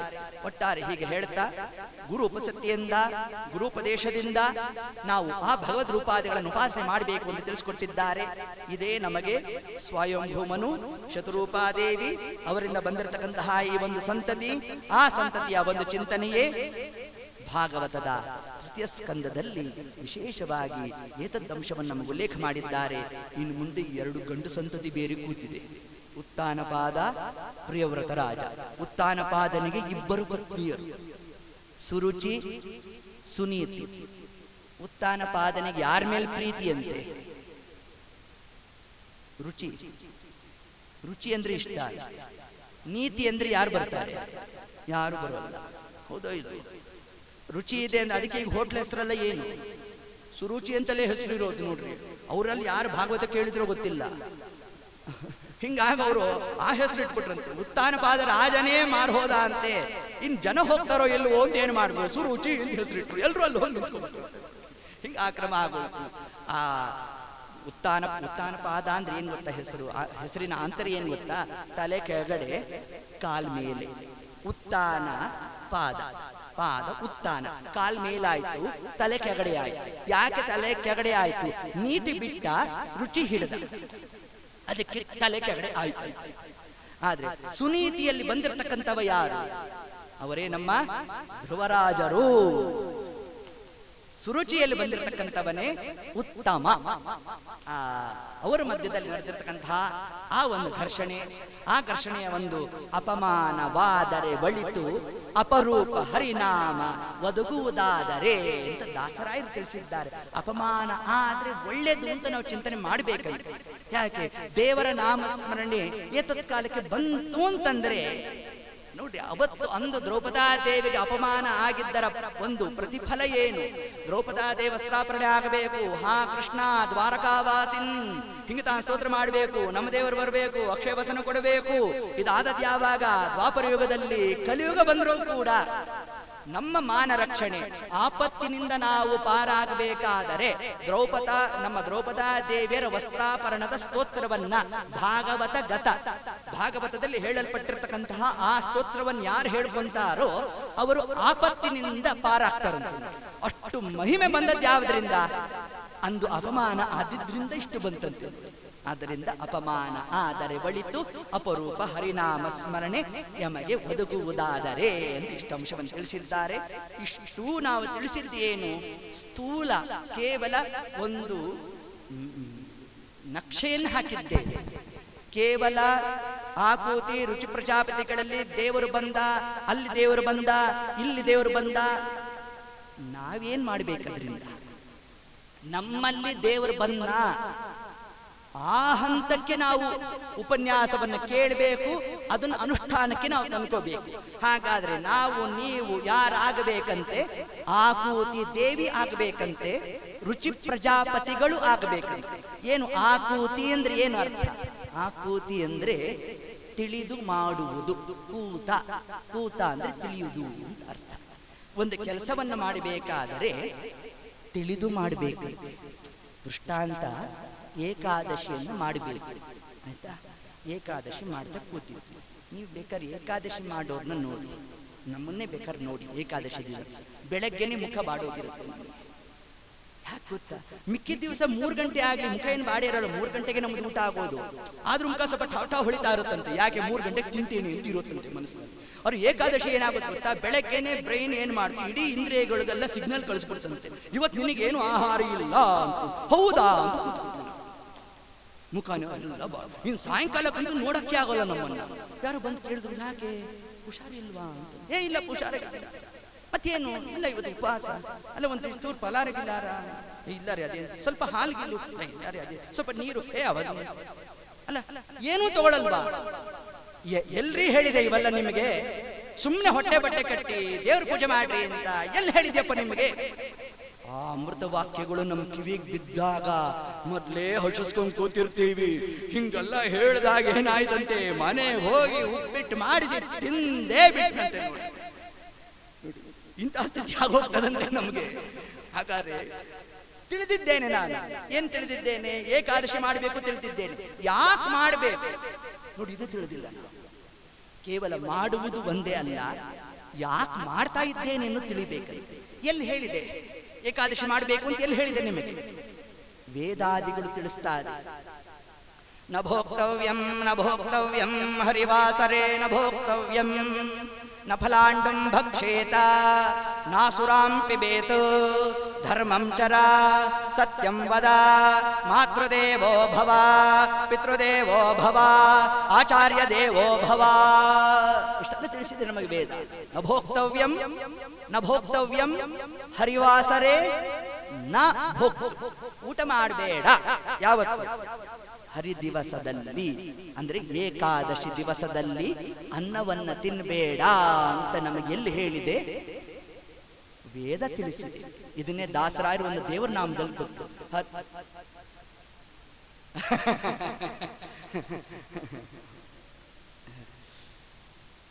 ದಿನದಿ ಸಾಧನೆಯ ಮಾಡ್ಬರಿಗೆ ಅಂತ ಮೊದಲಿಗೆ ನಿರಾಹಾರ ಮಾಡಿದ್ರೆ ಕಷ್ಟ ಅಂತ ಸ್ವಲ್ಪ ಹಣ್ಣು ಹಾಲು, ಅದಾದ್ಮೇಲೆ ಬರೀ ಹಾಲು, ಅದಾದ್ಮೇಲೆ ಸ್ವಲ್ಪ ನೀರು. ಆ ನೀರನ್ನು ಬಿಟ್ಟು ಏಕಾದಶಿ ದಿವಸದಲ್ಲಿ 2ನೇ ಬಾರಿ ತೀರ್ಥವನ್ನು ತಗೋಬಾರದು. ಅವತ್ತು ಒಂದೇ ಸತಿ ತೀರ್ಥ ತಗೋಬೇಕು. ತೀರ್ಥ ಎಷ್ಟು ಸತಿ ತಗೋಬೇಕು? ನಮ್ಮಲ್ಲಿ ಉದ್ಧರಣೆ ಇರುತ್ತೆ ನೋಡ್ರಿ, ದೊಡ್ಡದು. ಅದು ಒಂದ್ಸತಿ ಹಿಂಗೆ ಹಾಕೊಂಡ್ಬಿಟ್ರೆ 1 ಲೋಟ ಪಂಚಾಮೃತ ಬಂದ್ಬಿಡುತ್ತದೆ ನೋಡಿ. ಹಂಗಲ್ಲ, ಒಂದು ಉದ್ಧರಣೆ ಅಂತ ಯಾಕೆ ಅದನ್ನು ಕರೆದದ್ದು, ಉದ್ದಿನ ಕಾಳು ನೆನೆಯುವಷ್ಟು ಮಾತ್ರ ಅದರಲ್ಲಿ ನೀರಿರ್ಬೇಕಂತೆ, ಅದನ್ನು ಉದ್ಧರಣಿ ಅಂತ ಕರೆದದ್ದು. ಅದನ್ನು ತಗೊಂಡಾಗ ಗಂಟಲಿಂದ ಕೆಳಗಡೆಗೆ ಅದು ಇಳಿಯೋಲ್ವಂತೆ. ಅಷ್ಟು ಪ್ರಮಾಣದಲ್ಲಿ ಮಾತ್ರ ನಾವು ಒಂದೇ ಬಾರಿ ತೀರ್ಥವನ್ನು ತಗೋಬೇಕು ಏಕಾದಶಿ ದಿವಸ. ಉಳಿದ ದಿವಸದಲ್ಲಿ ಒಟ್ಟು ನಾವು 9 ಬಾರಿ ತೀರ್ಥವನ್ನು ತಗೊಂತೇವೆ. ಬೆಳಗ್ಗೆ ನಿರ್ಮಾಲ್ಯ ತೀರ್ಥ ಅಂತ, ಮುಖ್ಯ ತೀರ್ಥ 3 ಬಾರಿ, ಪುನಃ ಸಾಯಂಕಾಲಕ್ಕೆ 3 ಬಾರಿ, ಇಲ್ಲ ಕ್ರಮ ಇದೆ ಬಿಡಿ, ಹೀಗೆ ಒಟ್ಟಾರೆ. ಆದರೆ ಏಕಾದಶಿ ದಿವಸದಲ್ಲಿ ಒಂದೇ ಬಾರಿ ತೀರ್ಥ ತಗೋಬೇಕು, 2ನೇ ಬಾರಿ ಕೂಡ ತೀರ್ಥವನ್ನು ತಗೊಳ್ಳಿಕ್ಕೆ ಅವಕಾಶ ಇಲ್ಲ. ಶಾಸ್ತ್ರ ಇಷ್ಟು ತಿಳಿಸುತ್ತೆ ನಮಗೆ. ಹಿಂಗೆ ಅಂತಹ ಈ ಏಕಾದಶಿ ಮಾಡಬೇಕು ಅಂತ ಹೇಳಿ ತಿಳಿಸಿದ್ದಾರೆ. ಹರಿದಿನದಲ್ಲಿ ಉಂಡ ನರನಿಗೆ ಘೋರ ನರಕ ತಪ್ಪದು ಎಂದು ಶ್ರುತಿ ಸಾರುತ್ತಲಿದೆಯೋ. ಹರಿದಿನದಲ್ಲಿ, ಹರಿದಿನ ಅಂದ್ರೆ ಏಕಾದಶಿ, ಏಕಾದಶಿ ದಿವಸದಲ್ಲಿ ಅನ್ನವನ್ನು ತಿನ್ನಬೇಡ. ಇದನ್ನ ತಿಳಿಸ್ಲಿಕ್ಕಾಗಿ ಹೊರಟದ್ಯಾವುದು? ನವಮಸ್ಕಂದ ಭಾಗವತ, ಅಂಬರೀಷ ಮಹಾರಾಜನ ಕಥಾ ಪ್ರಸಂಗ. ನೋಡಿ, ಭಾಗವತ ಇಂತಹ ಭಾಗ ಮುಟ್ಟಿಲ್ಲ ಅಂತಿಲ್ಲ, ಎಲ್ಲ ಅಂಶಗಳನ್ನು ಕೂಡ ಭಾಗವತ ತಾನು ನಿರೂಪಣೆ ಮಾಡಿ. ಏಕಾದಶಿಯನ್ನು ಯಾರು ಮಾಡಿದ್ರು ಸ್ವಯಂ ದೇವರು ತಾನು ಚಕ್ರಪಾಣಿಯಾಗಿ ನಮ್ಮ ಜೊತೆಗೆ ನಿಂತುಬಿಟ್ಟಿರ್ತಾರಂತ ಪರಮಾತ್ಮ. ಅದಕ್ಕೆ ಬಂದವರು ಶಾಪ ಕೊಟ್ಟವರು ಯಾರು? ದೂರ್ವಾಸರು, ಜ್ಞಾನಿಗಳು, ಬ್ರಾಹ್ಮಣೋತ್ತಮರು. ಅಂಬರೀಷ್ ಮಹಾರಾಜ ಯಾರು? ಕ್ಷತ್ರಿಯ ರಾಜ. ಪರಮಾತ್ಮ ಯಾರ ಪರ ನಿಂತ? ಕ್ಷತ್ರಿಯರ ಪರವಾಗಿ ನಿಂತು ಬಿಟ್ಟನಂತೆ. ಯಾಕೆ ನಿಂತ? ನಮ್ಮ ದೇವರು ಯಾರು ವೇದಕ್ಕೆ ಅನುಗುಣವಾಗಿ ಕಾರ್ಯವನ್ನು ಪ್ರವೃತ್ತ ಮಾಡ್ತಾರೋ ಅಂತವರ ಪರವಾಗಿ ನಾನಿರ್ತೇನೆ ಅಂತ ತಿಳಿಸ್ಲಿಕ್ಕಾಗಿ ಹೊರಟದ್ದೇ ಅಂಬರೀಷ ಮಹಾರಾಜನ ಕಥಾ ಪ್ರಸಂಗ. ಇಷ್ಟ ಅಂಶವನ್ನೇ ನಮ್ಗಿಲ್ಲಿ ತಿಳಿಸ್ಕೊಟ್ಟಿದ್ದಾರೆ.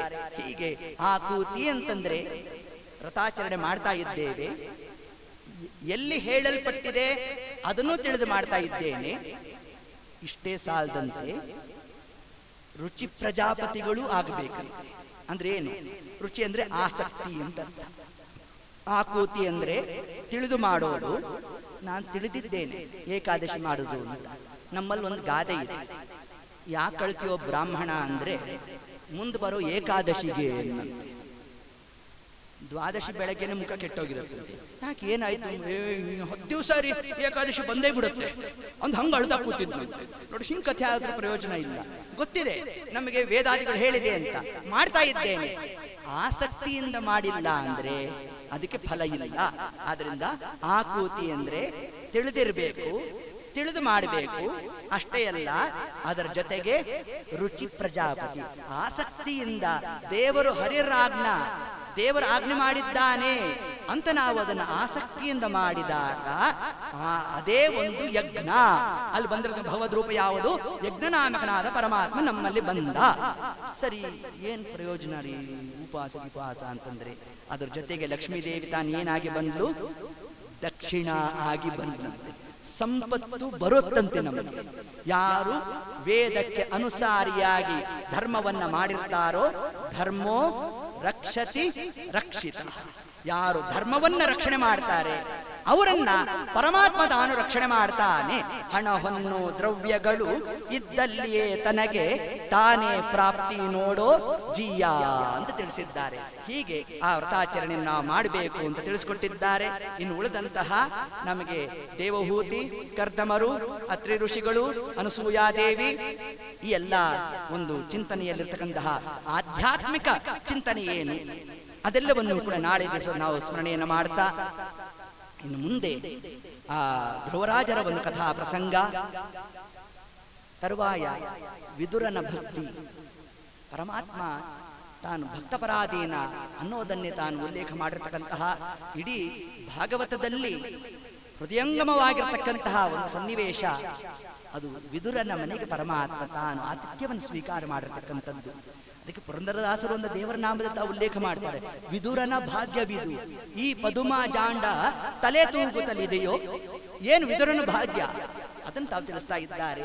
ಅದರಿಂದ ಆ ವಿದುರ ತಾನು ಉಪದೇಶ ಮಾಡಿರ್ತಕ್ಕಂಥದ್ದು, ವಿದುರನ ಉಪದೇಶ ಅಂದ್ರೆ ಅದು ಸಾಮಾನ್ಯವಾದ ಉಪದೇಶ ಅಲ್ಲ, ವಿದುರ ನೀತಿ ಅಂತಲೇ ಅದು. ಇಡೀ ಮಹಾಭಾರತದಲ್ಲಿ ಹೃದಯ ಅಂದ್ರೆ ಯಾವುದು? ವಿದುರ ನೀತಿ. ಯಾಕೆ ವಿದುರ ನೀತಿ ಅದು ಹೃದಯ ಭಾಗ ಆಯ್ತು? ಪಾಂಡವರ ಶಾಸನಕ್ಕೆ ಮಾನದಂಡ ಯಾವುದು? ಈಗ ನಿಮ್ಮ ಒಂದು ತಪ್ಪು ನೆಪ್ಪಿಗೆಲ್ಲ ಒಂದು ಮಾನದಂಡ ಯಾವುದು? ನಮ್ಮ ಸಂವಿಧಾನ, ಹೌದಾ? ಅದರಂತೆ ಪಾಂಡವರಿಗೆ ಯಾವುದು ಸಂವಿಧಾನ ಆಗಿತ್ತು? ವಿದುರನ ನೀತಿ ಸಂವಿಧಾನ ಆಗಿತ್ತಂತೆ. ದುರ್ಯೋಧನನಿಗೆ ಯಾವುದು? ಆಫ್ಘಾನಿಸ್ತಾನಿಂದ ಕರೆಸಿದ್ದ ಶಕುನಿ ಕಳಿಂಕ ರಾಜನನ್ನ. ಅದು ಅನಾದಿ ಕಾಲದಿಂದ ಹಂಗೆ ಇತ್ತಂತೆ ನೋಡಿ. ಗಾಂಧಾರಿ ದೇಶದಿಂದ ಕಳಿಂಕ ರಾಜನನ್ನ ತಾನು ಕರೆಸಿ ಅವನಿಗೆ ಬೋಧನೆ ಮಾಡಿಸಿದ್ದ. ಮೊದಲೇ ಕೋತಿ, ಅದಕ್ಕೆ ಇನ್ನಷ್ಟು ಬೇರೆ ಉಪದೇಶ. ಯಾರು? ದುರ್ಯೋಧನ. ಇದು ಕಳಿಂಕ ನೀತಿಯನ್ನ ದುರ್ಯೋಧನ ಪಾಲನೆ ಮಾಡಿದ್ರೆ, ವಿದುರ ನೀತಿಯನ್ನ ಪಾಂಡವರು ತಾವು ಶಾಸನವನ್ನಾಗಿ ತಾವು ತಗೊಂಡಿರ್ತಕ್ಕಂಥದ್ದು. ಅಂತಹ ಆ ವಿದುರನ ಭಕ್ತಿ, ಅಲ್ಲಿರ್ತಕ್ಕಂತಹ ಒಂದು ಆಂತರ್ಯ, ಅದೆಲ್ಲವನ್ನು ಕೂಡ ನಾಳೆ ದಿವಸದ ಕಥಾಭಾಗದಲ್ಲಿ ನಾವಿದರ ಚಿಂತನಾದಿಗಳನ್ನು ನಡೆಸೋಣ ಅಂತ ಹೇಳ್ತಾ, ಸರ್ವಂ ಶ್ರೀ ಕೃಷ್ಣಾರ್ಪಣಮಸ್ತು. ಹರಯೇ